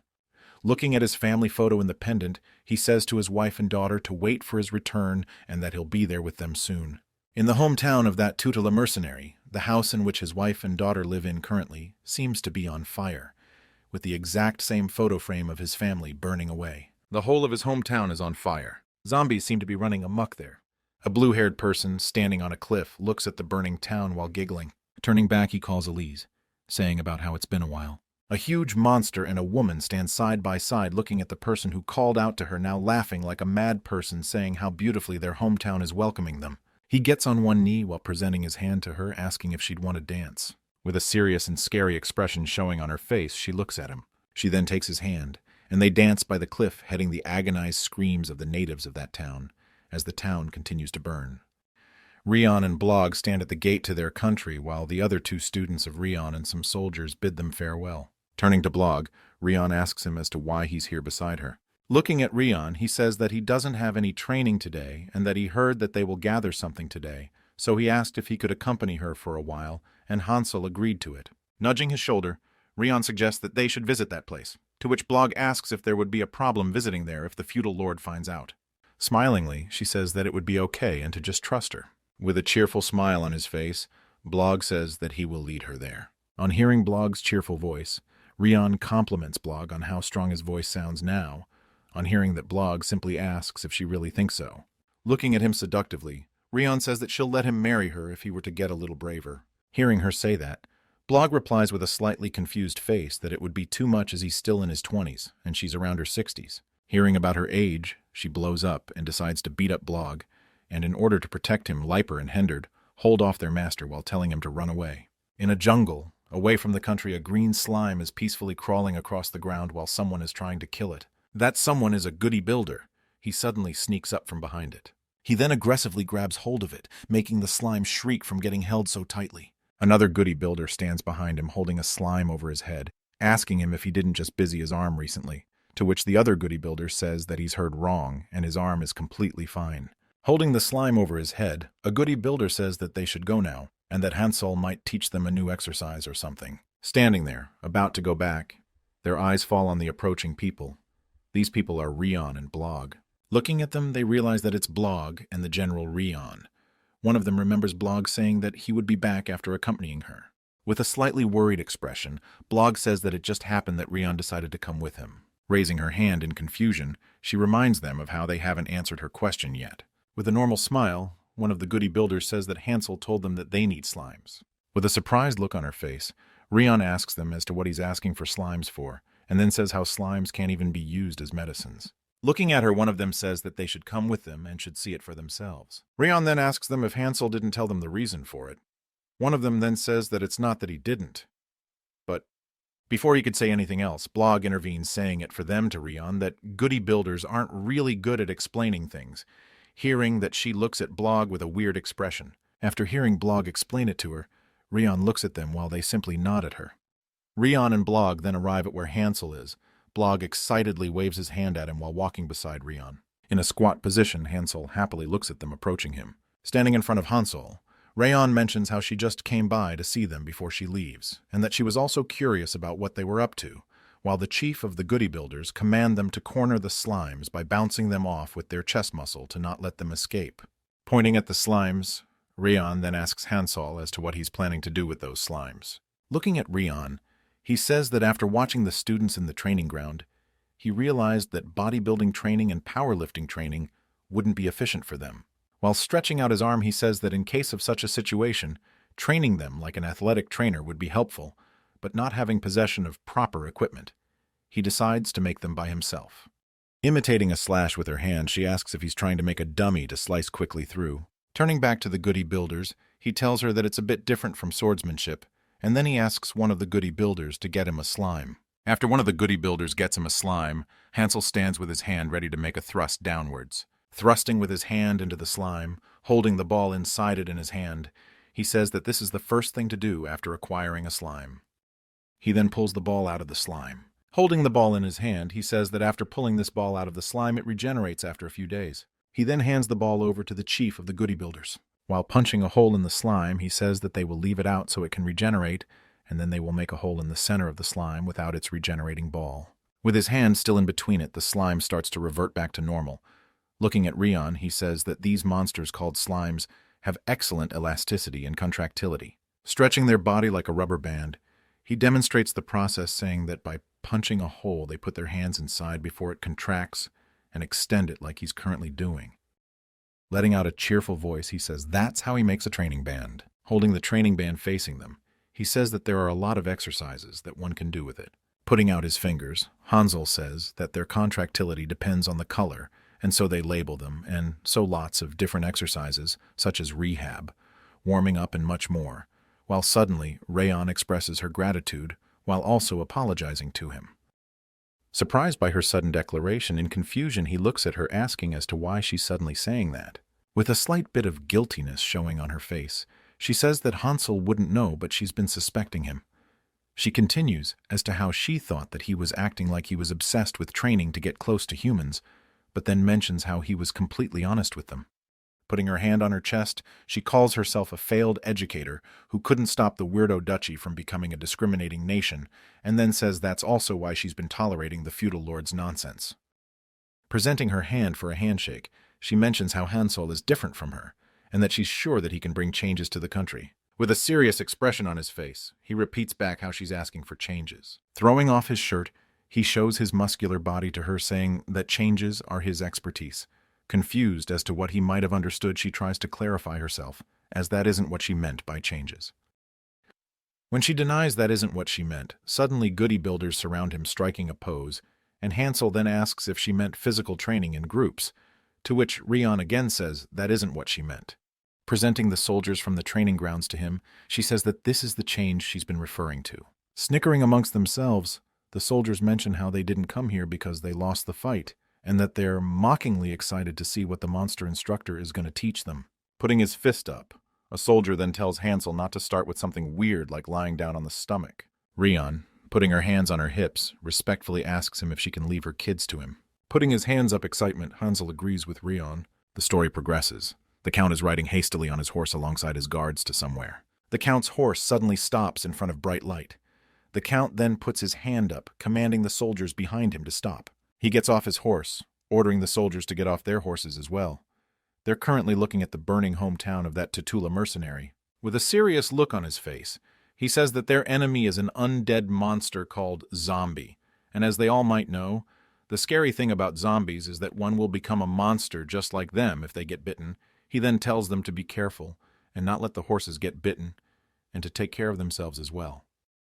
He then yells out, telling the soldiers to charge forward. The soldiers then charged forward towards the zombies. A dog roams around the blue-haired man, barking, while the man says that if they were to show up, then Rion, herself, might get involved. The blue-haired starts to get irritated by the dog's constant barking. Annoyed by the dog's continuous barks, he stands up and kicks it.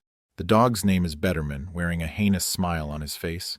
He puts his hand on Betterman's face, telling him to just wait a little longer. With a really creepy smile, he says that these zombies are mere props. Back to the training ground in the Weirdo Duchy, Hansel, the instructor, and the chief of the Goody Builders stand in front of the trainees, while Hansel says how there is a limit to the stamina that a person can use in a day, and that is also why they train the muscles they need. With a loud voice, the instructor asks them if they all properly heard what Hansel said and tells them to stretch well with the bands and get ready to do the bench press exercise, to which the trainees immediately comply. Putting his hand on the instructor's shoulder, Hansel says that they should do CrossFit today instead of bench press. Looking back at Hansel, he asks him as to what a CrossFit is. Hansel then answers, saying that CrossFit is a training method invented by Greg Glassman, and that it is a continuous training method with varied, high-intensity functional exercises. Placing his palms together, he says that it is an exercise that trains different parts of one's body and needs them to function in a hexagonal shape. Turning his face towards the soldiers, he says that if they form a group and are given a quota, then that'll create teamwork and trigger their competitiveness. And so he concludes that there is no better training than this one who don't feel comfortable with each other yet. Introducing the chief of the Goody Builders, he says that he has made the list of each group and tells them to go to him to know more about the grouping and excitedly tells them to do their best to do this exercise. After Hansel's speech explaining to them about what they need to do, they shout in excitement that they're ready to exercise. Scenes continue to show how the soldiers are fighting against the zombies while the trainees continue to work hard to get stronger. And so Hansel also does his workout along with the trainees. With a siren ringing loudly, Hansel asks the instructor as to what that sound that he's been hearing for a while is and as to what it is used for. Turning towards Hansel, the instructor says that their feudal lord has been raiding zombies personally as they started to show up frequently in the villages around the castle. Sitting there silently in a squatting position, he listens as the instructor says that this sound is them sending signals asking for more backup, reporting that the opponents are stronger than they expected them to be. Pointing his finger straight at the trainees, Hansel calls out to a person from the fourth group, telling him to decrease the weight as his core is collapsing. Looking at him, the instructor thinks to himself that this is as he expected. Hansel doesn't care much about anything other than training. It's already evening and the Count walks along the soldiers with his sword up straight, praising them for working hard all day defeating the zombies. Raising his voice to motivate them, he mentions about the scouts' investigation ending up with them, finding out that The base of their opponent is at the end of the path they're on, and tells them to march forward and annihilate them and bring peace to their country. After hearing the Count's speech, they all let out a war cry. Holding his sword up, he screams out to his soldiers to charge forward, annihilate their enemy, and make their country proud. And so the hundreds of soldiers charge at the zombies standing in front of them. They continue to charge forward while cutting through the zombies like butter. A person approaches the Count behind, saying that he's worried that they might have gone a bit too deep into the horde. Calling his worries off, the Count says that zombies don't have any intelligence and so they don't have any tactics, and that's why all they need is strength and manpower to beat them. Looking at their soldiers covered in blood and glory, he tells the person to look for smoothly. Their soldiers are proceeding through the horde. The Count then once again yells out loudly, telling them to keep going and not slow down, and that war is all about momentum. Standing in the backlines, he commands them to not stop until they eradicate their enemies. Sitting inside the forest while surrounded by a couple of soldiers, the blue-haired man suddenly snaps his fingers. And right after his snap, the dog Betterman and the huge guy jump in, crushing some soldiers beneath them. Hiding in between the huge guy and Betterman, Ben, says that the one who orchestrated this situation has finally appeared. Seeing them, the soldiers start to dash towards them, pointing his hand at them. He says that he has noticed something while watching them, and tells them that when one is at war, they should use a spear instead, as sword is just used for bragging about capabilities. Saying that, he commands Betterman and the huge guy to attack them, hearing that they charge at the soldiers, as they both continue to ravage them with their might. Standing behind them, Ben says how can they even call this team play if their allies can't even help them, and when they can't even stop the opponents charging at them. With his sword shining white, the Count appears right in front of Ben while screaming out his name. Seeing the Count charge at him, he says how it's been a while since they last met. He blocks the counterattack with his small wand-like staff. With their weapons in contact with each other, Ben mentions how the Count has grown older. Looking at him with hatred burning in his eyes, the Count asks as to how come he still has the same appearance. Pushing Ben's weapons up, he says that it's not like Ben can use his energy just the way he wants like General Rion. Leaping a bit away from the Count, he turns his weapons into a syringe, holding some sort of drug. He then takes out 3 injections with the same drug as the one in his weapon. He then says, though he didn't train his energy for this, he still did some research. He injects 3 injections into his hand and the one on his weapon into his chest. With black-colored veins appearing all over his body, his size becomes enormous. With fear showing on his face from watching how sinister Ben looks after drugging himself, he asks stutteringly if he perhaps conducted inhumane experiments on humans. Looking at his huge stature and worry, he thinks to himself how Ben doesn't look mentally stable after drugging himself. Holding his sword straight against the monstrous Ben, he thinks to himself that he'll have to kill Ben before his teammates return. The Count then activates his combat skill and leaps and appears right in front of Ben, ready to strike down at him. Seeing him appear in front of him like that, Ben slaps him away like slapping away a mosquito. Dragged by the force of his attack, he lies there on the ground, thinking as to what sort of monstrous speed and power that is. While he lies there, Ben suddenly leaps and appears in front of him, ready to punch him. Having noticed him for a distance, the Count easily dodges his punch by jumping backwards. While still in midair, away from Ben, he thinks to himself how he almost just died. And suddenly Ben once again leaps and appears in front of the Count while he's still in midair. Gritting his teeth, the Count thinks to himself that if only he could predict the path of his attacks, then it would be easier for him. He then once again activates his combat skill and blocks Ben's attack. He soon realizes that Ben is way more powerful than him. Unable to hold him any longer, the Count gets pushed back to the ground with high speed. After a series of collisions, he ends up crashing into a tree. Looking at the huge Ben, he thinks to himself that the situation is really bad, and that he is too dangerously strong for him to even scratch him. He then thinks to himself that even if he did use unorthodox means, it isn't possible for him to grow this strong, while looking at the huge Ben approaching him. With a grin on his face, Ben asks if that is what he's thinking. Hiding a laugh, he says that it's called the development of civilization. Looking at the Count with disgust, he says that the Count is ignoring everything else except his swordsmanship like an old man, and that's the reason why he is so weak. Looking up at Ben, he says that he sure knows the strength of General Rion, and even still he's saying that. With a smirk forming across his face, he says that he surely knows her well. Crouching down to the Count, he asks if he doesn't know what an average is. Pointing in direction behind him, Ben tells to take a look at the current situation. Turning his head in confusion, he asks as to what he's trying to say. He looks at the sight in front of his eyes in shock and terror. He looks at how one-sidedly his soldiers are getting massacred by the dog, and the huge guy working along with Ben. He then says how it's a one-sided massacre, and that there is always someone who is great at something, but that one person shouldn't be the standard for everyone. With terror taking over him seeing his soldiers die like ants to just 2 opponents, he says how he can't believe what he's seeing. Putting his hand over his head, he sighs how the Count doesn't acknowledge it, even after seeing everything through his own eyes. Ready to punch him, he asks for him to just die already. Suddenly, a person lunges forward at Ben after activating his combat skill, parrying his attack. Parrying his attack, he asks the Count he get back and that he will take care of it. He just silently watches as the Count hurriedly runs away after he arrives. Seeing the Count run away with his tails behind between his legs, he lets out a stomach-aching laugh. Mysteriously peeking through his fingers, he speaks of how the Count only cares for himself even now. The person who came to the Count's rescue, turning his back towards Ben, calls out to the soldiers telling them to retreat, that they have lost, ordering them to run like their lives depend on it. With the soldiers running away, he speaks in a sacrificial tone, telling them to follow the feudal lord and plan for the future. This person's name is Ivan. While calling out his name, he valiantly turns to face Ben. To his surprise, a punch comes flying at him, crushing him into the ground. The huge guy returns to Ben's side and asks him if he should chase after them. Turning back to normal, Ben denies him to chase after them. Back to his human form, he says that they always have an idea as to where they are headed, and says that the Count is stupid, and that he'll gather the people declaring that he's going to kill them. With a devilish grin forming on his face, he says that he'll just be helping them without knowing. Running back to his duchy, drowning in fear, he thinks to himself how he is ever going to beat those monsters. With the sun starting to rise over them, they continue to run away with full force back to their duchy. While all of that happened, Hansol continued to train even harder without knowledge of the incoming war. Riding alongside his soldiers, the Count asks them if there is no one who can report to him about this absurd situation they've gotten themselves into. A woman named Rumi comes forward, saying that she can report to him about it, and the Count allows her to do so. She then gives a brief report of their situation to him. How among the 400 soldiers they brought with them, 347 are either dead or infected, 27 are injured, leaving only 26 soldiers capable of fighting.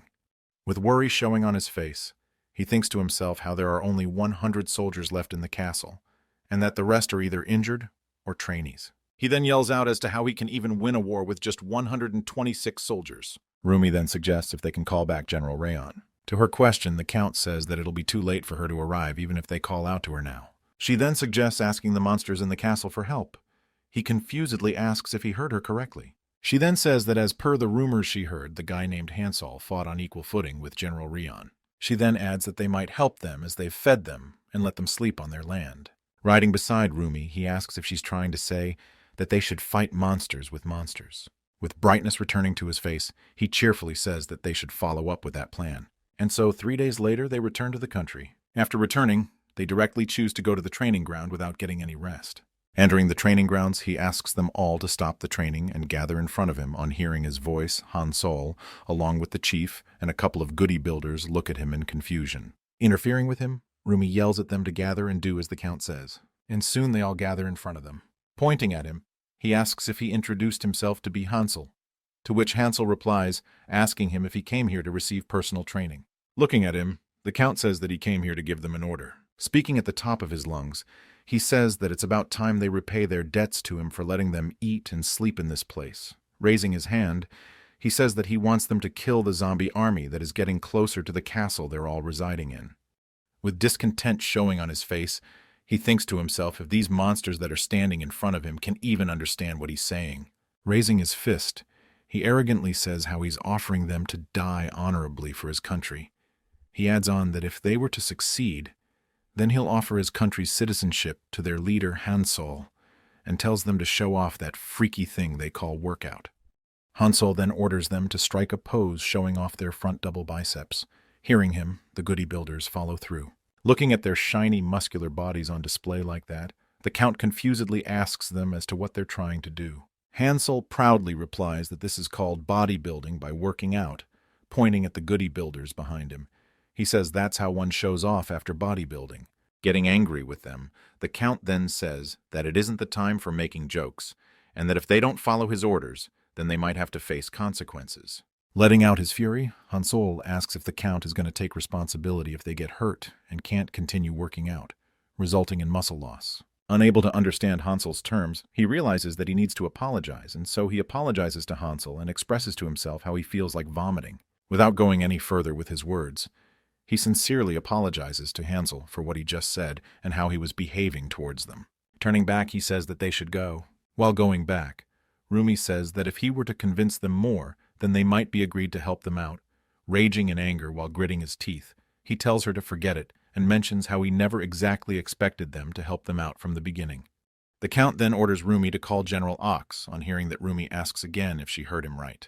The Count then says that she totally heard him right and adds on how General Ox is just as strong as General Rion, though he has a nasty personality, and tells her to also gather all the soldiers in front of the castle gates and that they will show the zombies as to what humans are capable of. And soon after, the zombies start to father in front of their castle. Seeing such a huge army of zombies in front of him, General Ox how they got a report that they have leader with intellect and if they would like to discuss it out with them. And so the ones with intellect come forward. Among them were Betterman, the huge guy, Elise and Ben. On seeing Elise, the Count seems to recognize her. Scratching his ear, Ben walks forwards, asking as to what it is they want to talk about. General Ox confidently says that it won't be easy for his bigger army to climb over the castle wall protected by trained soldiers. Looking at Ben, he suggests that they both should represent their armies and come forward and fight it out between themselves without involving either's army. On hearing that, Ben cheerfully says that he will accept that deal. Seeing him accept his proposal, General Ox jumps out onto the ground, landing heroically. While looking at them, he asks as to who amongst them would come forward to fight it out with him. On hearing that, the huge guy screams, indicating that he might be the one who would fight against General Ox. Holding his huge sword in one hand, General Ox compliments his opponent for having a good body size. Getting into his stance, he says that he'll judge to see if he has the skills to back it up as well. He then dashes forward at the huge guy, ready to swing his sword. The huge guy suddenly creates a shield with his skin, blocking the attacks. Complimenting on his shield's sturdiness, the general continues on with his attack. The huge guy then suddenly spits something out of his mouth right at the general. Seeing his spit melt the ground, he says to himself that it's a good thing that he dodged it. Turning his face to him, he asks as to how his body was made, as he has never seen an undead like him. The huge guy then realizes that his opponent is dangerously strong, and soon he tries to run back away from him, seeing that the general asks if he's trying to run away from him. The general then starts to run after him, saying that it will only end after one of them dies. The general tries to get a hold of him by stretching out his arm to catch him. The Count suddenly warns the general to be careful, and soon he sees a bone flying at him. Parrying away the bone, he then asks as to who is trying to get in between his battle. Suddenly a punch comes at him from behind. It was Ben who punched him. With a grin forming on his face, he asks if the general knows as to why he accepted this battle. While the others continue to attack him, Ben says that it's because he's the only variable left in Wordo Duchy.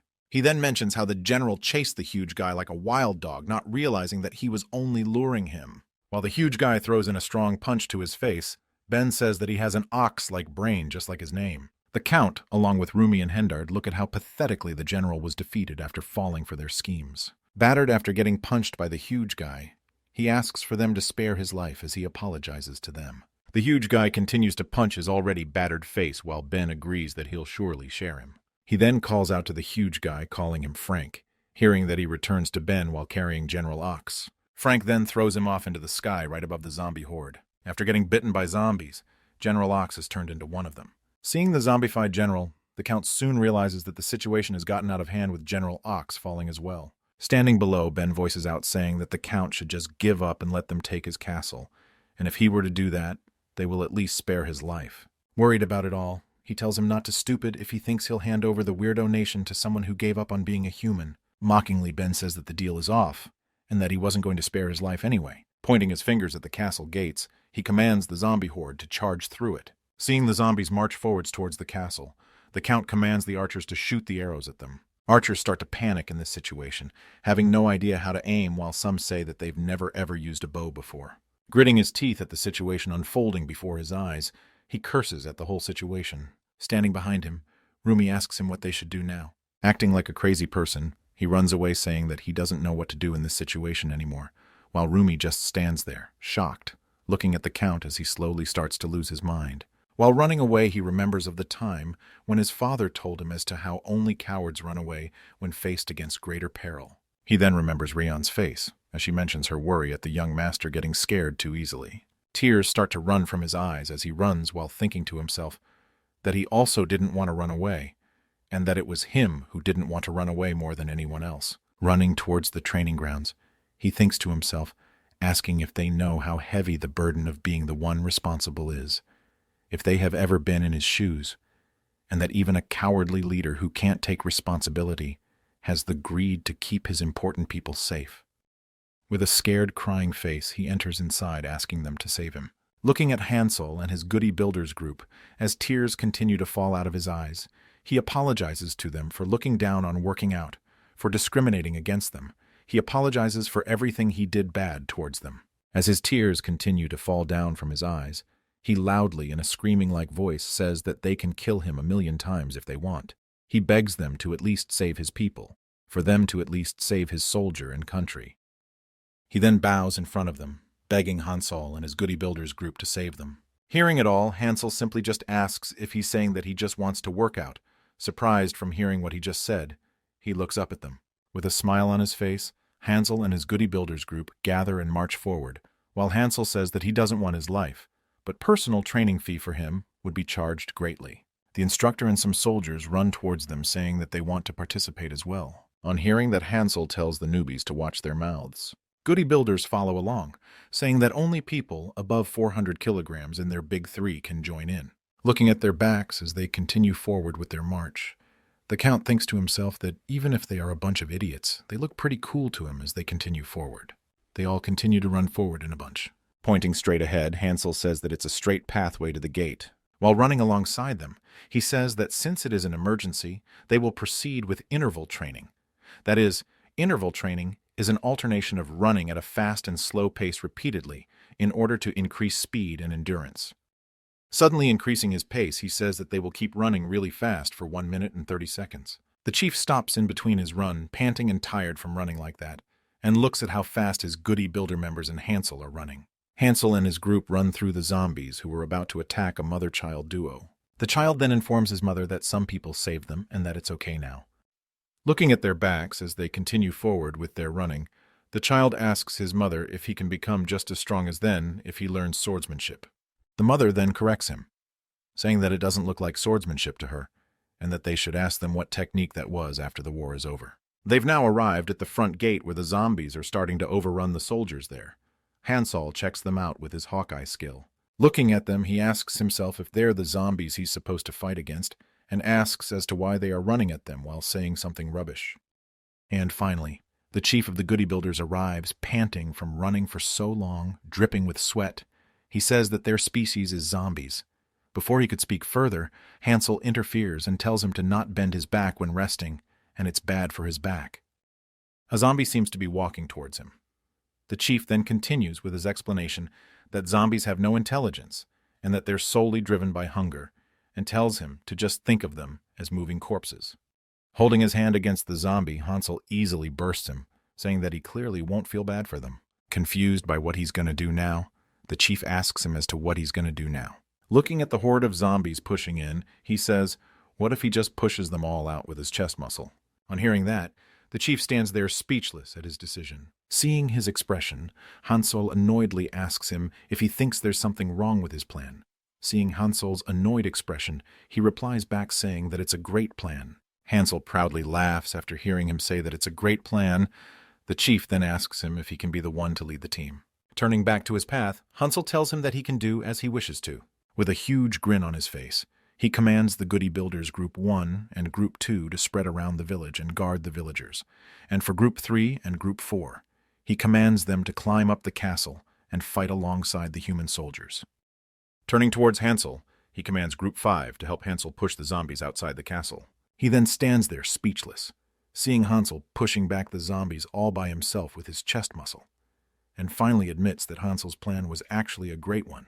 Coming up from behind, the Count shouts at them, telling them to block the gate, and that even though Hansel is blocking the gate, it will be dangerous if some manage to slip in. Hearing his voice, Rumi turns back, saying that the gate is already broken, and that there is nothing to block the entrance. Holding a really huge and heavy weight, Blog says that he knew that such a situation might occur, so he brought it along with the help of the Goody Builders. The Count then turns his head in hearing a voice. Seeing Blog, the so-called incompetent swordsman among the three that General Rion brought with her, while Rumi looks back thinking as to how they even lifted that, while Hansel feels proud of him, calling him a walking lounge. A Goody Builder then tells Blog to move forward without him. Sweating from holding that weight, he asks him as to what happened for him to say that. The goody builder then says that his quadriceps are worn out and his legs won't move anymore. The goody builder continues that he knows as to how much Blog cares for their bodies, and that if they were to overexert themselves, then they might get injured. And soon the goody builder who was holding the weight alongside Blog falls to one knee while saying that he can't exercise anymore if he were to get injured and pleads with him to move forward by himself and leave him behind. Blog grits his teeth as he has to hold the weight without one less goody builder with him. The veins in his head burst with blood spewing out of them. Soon, while looking forward, he realizes that his vision is starting to blur out, but soon he again realizes that he's able to lift it back again. He then looks beside him and sees the chief using his magic to lighten the weight of the huge weight they're holding.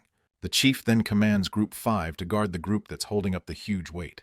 Helping out as much as he could, the chief motivates them to keep holding on, while helping as much as he can with his magic and block the front gate with the huge weight. They continue to march forward while carrying the huge weight on their shoulders. They are now finally nearing Hansel, nearing the front gate of the castle. Hansel continued to calmly hold the zombies off as they finally arrived behind him. Seeing their arrival, Hansel pushes the horde of zombies back out of the castle gate as they put the huge weight on the mouth of the gate, completely sealing it off. Blog and the goody builders stand there, sweating profusely while looking at each other's tired and sweaty face glistening from sweat. Hansel then compliments them on doing a good job for carrying that huge weight so carefully. On hearing that, give each other a high five for finally completing their task. The chief, too, then compliments them for blocking the front gate off. The chief then tells them to take a rest in their response. They all put their hands up, giving off a thumbs up, while the count uselessly stands behind the chief as he issues orders, commanding Group 1 and Group 2 to push the zombies out alongside Hansel. And so, after hearing their orders, they all run up the stairs, leading to the watch posts, and then jump off from there and land right behind Hansel while striking a heroic landing pose. Then they all get beside Hansel, helping him push them off, while one of them asks Hansel if they're doing it correctly. Hansel advises them to put more strength into their chest muscles. Suddenly, a zombie rushes forward through the horde towards one of the goody builders in an attempt to bite him. Suddenly, a voice calls out to them from the watchtower above them. It is Rumi who calls to them and tells them to be careful to not get bitten, else they might end up turning into zombies. And right after she told them to be careful to not get bitten, a zombie who is rushing towards one of the goody builders manages to bite one of them. The one who gets bitten suddenly puts his head up facing the sky and lets out a scream. On seeing that, the goody builder beside him nudges him to stop pretending to be infected as they are already undead, to which the one who got bitten asks if that is how it is. Rumi looks at them from the watchtower without showing any expression on her face after seeing their joke, while the one who got bitten mentions how fun it was to act like that. And soon after, the zombie horde then charges at Hansel in an attempt to bite him, and so one of the zombies does succeed in biting him, but that results in his teeth breaking just from trying to pierce his skin. With a careless punch to the zombie's face, Hansel easily blasts him with just that lunge, while he mentions how they are making his muscles dirty. Sitting under a tree, Ben looks at how a kid, Hansel, and some ghouls, that is, the goody builders, are fighting their troops. Covering his eyes with his hand while giggling, he expresses how he didn't expect such a situation coming up. Pointing at Hansel in amongst the crowd of zombies, he orders Frank and Betterman to bite him. On having received their orders, they both dash towards Hansel in order to bite him. Both Leiper and Henderd lunge forward towards the incoming forces, saying that they're going to defeat them as revenge for General Ox and General Ivan. The Count then rushes up to the watchtower, running towards where he can hold a conversation with Hansel from. Pointing towards Ben and Elise from the watchtower, he calls out to Hansel saying that they are the ones who caused this whole mess. On hearing his voice, Hansel looks up behind him and says that he can't see them from below. While pointing towards them, the Count tells him to just go straight, and that it's the guy with the blue hair that he needs to deal with. With confidence brimming, he looks back up saying that understands what he has to do now. Turning to the goody builder beside him, he asks him if they can hold off the horde by themselves. The goody builders react positively, saying that they can. Putting the back of his palms straight, Hansel gets ready to push through the zombie horde towards the blue-haired guy and get done with this whole mess. With repeated calling out, "Reverse peck deck fly," he moves forward while pushing the zombies aside. Instead of pushing them aside, his flaps to the sides rather blows up the zombies to dust, while the Count stands there astonished by the sight happening in front of him. He calls it a miracle how Hansel is blasting through the zombies with just his hands. While biting his nails in worry, he calls out to the zombies as being worthless and asks Elise if she thinks so too. Standing up, he mentions how much he doesn't want to get involved, but seeing the current unexpected, he decides that he has to interfere no matter what, and turn this situation into their favor. And now both Hansel and Ben are standing against one another, ready to fight it out. While Hansel stretches a bit, Ben starts to transform into his huge, monstrous form. And then they both dash towards one another. They both grab each other's hand while in midair, and so the fight begins. Hansel grows bigger than Ben's monstrous form, pushing him back. While gritting his teeth, Ben asks him as to why a monster such as himself is interfering in the fight between him and the Count. Pushing him down with his monstrous strength, Hansel overpowers him and says that it's because he's bullying potential gym rats. Finally pushing him onto the ground with just pure strength, Hansel declares them as his people and that he's got to pay for messing with them. Ben starts to pant from getting overpowered by Hansel. Hansel then suddenly grabs him by his neck. Ben starts to choke up against Hansel's grab, thinking to himself how strong his opponent's grip strength is. Soon then, Ben launches a barrage of punches at Hansel while yelling at him to let go of him. Without even a bit of a scratch on his body, Hansel asks Ben if it is all that he got in him.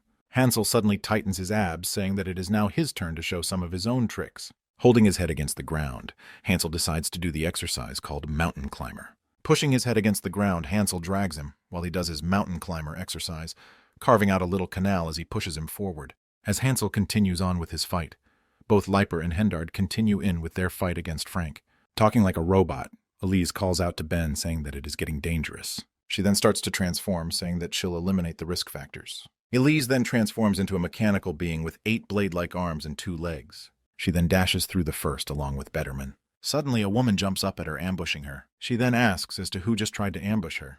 The person who just ambushed her introduces herself as Rain, the niece of General Rion. Elise decides to push forward by starting to use her other blade-like arms. As she continues on with her fight, she orders Betterman to go find where Ben is and help him out. Heeding to her orders, Betterman runs in the direction where Ben should be. Holding out her sword in her left hand, Rain asks if she really thinks that she can stop her with sloppy swordsmanship like that. And so the fight between Rain and Elise begins. Back to the goody builders, the chief calls out to his men to pull harder while he uses his powers to decrease the weight of the boulder. Having pulled enough, he then commands his men to drop it and the band go, and so the boulder flies forward towards its target. While the boulder is right above the zombies, the chief then increases the weight of it to 10 times its original weight, and the boulder suddenly breaks apart in midair, falling on the zombies like meteors, blasting them to smithereens. Pointing his finger forward, he orders his men to go and gather more rocks. He then asks Group 1 to check if there are any zombies in the village. Moving on to Group 2, he asks them to guard the empty spot at the front gate, saying that the game will be repaired soon. Then on to Group 3 and Group 4, he tells them to stop pushing the zombies back and start a close combat battle against them. Standing in the watchtower, the Count thinks to himself that the half-monster Hansel is more than powerful enough, but the one who leads the war, the monster's chief, is another fearsome being just like Hansel. Thinking how powerful of a being the chief is, he thinks to himself as to how it feels like he's watching a war break out from far above. Thinking back to the time when his grandfather told him of that one legendary monster among all the monsters who sided with humans. Going into a flashback, he says that the legendary strategist, Ward Dragon, who was also the hero of the Fourth Pandemonium War.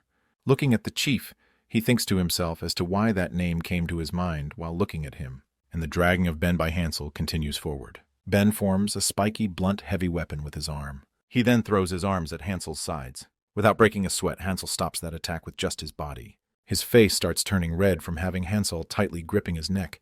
He thinks to himself as to how much of a lunatic his opponent is, and that is what he's even trying to do. Suddenly, help arrives for Ben in the form of Bedorman, as he unleashes his skill Boneade. Boneade is a mix of wind magic and necromancy technique, and that it is almost as strong as steel, and can easily blow up a person's head if they aren't wearing a helmet. And so the Bedorman's Boneade lands on Hansel's back without injuring him, not even in the slightest, while Hansel thinks to himself if someone is performing an acupressure massage on him. Suddenly, Ben throws out a compliment at Betterman, which Betterman finds confusing to accept as his attack didn't even leave a scratch on Hansel. Ben then injects himself with 4 more drugs on his lateral side, saying how he wasn't going to use this method, and now has to use it because he's in pain. Looking at Hansel, he says that whatever happens from this moment forth would be his and his mistake for pushing him this far, while Hansel just stays there thinking to himself that no matter how much strength he has, he won't be able to loosen his grip on him. Ben suddenly lunges his hand forward, grabbing Hansel by his throat. Suddenly his neck increases in size, making his grip useless. Hansel starts to struggle as to how he could even grip his neck when his sternocleidomastoid muscle is so thick that he can't even get his hand around it. Ben then pulls back on his hand, ready to punch Hansel. He then punches Hansel right in his gut. Hansel flies away after receiving that heavy punch from Ben. As he lands to the ground, Ben starts bouncing around using the ground and the trees as his foothold. While he continues doing so, he calls out to Hansel saying that he can't even see his movements with his eyes anymore. Ben mentions how he wanted to save this move forward Rion, while Hansel continues thinking to himself about muscle contractility, and how skeletal muscles have their fiber characteristics, and that those can be divided into white and red muscles. Blocking off all of Ben's attack while striking up a pose, Ben asks him as to why did he have to stick his nose in other people's business just to die in the end. While he blabbers, Hansel continues with his thinking as to how red muscles have the role of obtaining oxygen and storing it, containing a high level of myoglobin in them. Blocking off the attacks while also showing off his back muscles, he continues as to how the myoglobin, which also gives the muscles its red color, helps their muscles to get tired more slowly, and that it has its advantages, but also the disadvantage of not being able to contract quickly. He then says that if the red muscles take longer to contract, the white muscles in comparison to them take a little less time to contract. Ben soon starts to realize that Hansel is hardly taking any damage, while Hansel continues as to how the white muscles, unlike the red muscles, have a low level of myoglobin and gets tired quickly. While Ben decides to make a decisive attack to change the tide of the war, Hansel continues as to how the speed of contractility of the white muscles is way too much. Deciding that he needs to make stronger and heavier attacks, he lunges at Hansel and hits him in the back, making it let out a small cry in pain from the collision. Posing back at Ben again, Hansel thinks to himself that the only way to win this battle is to ensure his opponent's attacks and just wait for him to get tired. While Ben continues to bounce back and forth, Hansel realizes that this battle is nothing more than a battle of stamina. While continuing with his thinking that his plan might work, lest he knew that Ben's body wasn't made in a natural way. With a devilish laugh on his face, Ben lunges at Hansel, ready to punch him. While he reaches Hansel to punch him, Hansel defends himself with his bench press skill. Starting to understand the difference between their powers and strength, Ben pushes himself back into the air. While in midair, he decided that he's going to avoid fighting with strength. Hansel thinks to himself that he's sure that his opponent did not know that even with such great muscle contractility, it's still hard to control the nervous system. He then mentions how even he, himself, isn't used to his body changing this rapidly. Holding on with his pose, he thinks to himself as to, when will this swift guy get tired, while Ben continues bouncing around. Moving on to the fight between Leiper and Henderd versus Frank, Frank continues to keep them both at bay. With anger and frustration taking over him, Frank calls them weak. Holding his sword up by his chin in one hand, Leiper says that they know that they are weaker in comparison to him. He then thrusts forward with his sword, activating his combat skill, saying that the power of their friendship is stronger than him. Before he could even announce the name of his combat skill, he gets punched right in the chin. The force of Frank's punch throws Leiper away, rolling on the ground. Henderd leaps from behind him, yelling out as to how dare he hit Leiper, while he's in midair, ready to slash at Frank with his sword. He then activates his combat skill, Quick Sword Chaos, and drags his purple color emitting sword down at Frank, while before it could reach him, Frank calls his attack slow. Frank then suddenly dodges his attack, letting his sword slash fall on his own teammate, Leiper. It starts to get difficult for Henderd to stop his own slash from falling upon Leiper because of the momentum his attack gained after he jumped and attacked. With incredible luck, Henderd finally manages to stop his attack from hitting Leiper by an inch or so. Worried as to how he hardly was just able to stop the attack, suddenly Frank joins his hands, ready to smash down at Henderd as he calls him out to be weak. Suddenly an attack passes by Henderd and hits Frank, who was standing right behind him to smash him. Henderd stands there, surprised by the sudden attack that threw off Frank a couple of meters back. That wasn't an attack that hit Frank, but it was Hansel himself that came flying and suddenly bit Frank. Standing up, Hansel calls out to Ben, complimenting him on his first good attack. He then jumps into the forest, back to his own battle against Ben. Looking at the knocked-out Frank, Henderd talks to himself how this might be enough of a reason to join Hansel's training. In the outskirts of the country, a person runs towards a house while calling out to General Rion. He then opens up the door asking for General Rion. Looking at him with a serious expression on her face, she asks as to what is the urgent reason for him to kick open the door to a lonely maiden's room. Looking at him, blushing slightly, asking if he intends to do something obscene to her. With a loud voice, the man tells her to stop with the jokes and that he has some really bad news for her. She then tells him to first catch his breath and then tell her about the news, slamming his hands on the table. He says that they're under attack by a group of zombies. With a worried and serious look on his face, he asks her that they need her help. Lightly laughing at his concern, she says that if it is just as he said, then the army will be able to handle that much. Worried, he says that he's sure that the army can do that.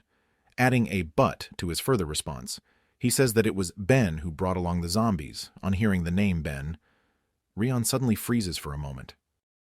She then suddenly lets out a laugh, while the man who brought the news just looks at her laughing with a blank expression on his face. He then reminds her how he just told her as to how this isn't the time to be laughing. She then asks that if this isn't the time to laugh, then when should she? Answering to his worries, the general leans a bit on the table and says that there are 2 shields in the castle, with one being a reliable ally, Hansel, and the other being her lovely niece, the future #1 of this entire continent, Rain. Into a flashback, Lates, the dark ages of the continent, a never-ending war between humans and monsters. The story continues as to how in the ancient times, due to hatred of exercise and conflict, the elves were hardly persecuted. That was until a human doctor, titled Pilates, invented and spread this information, the meditation and workout for elf.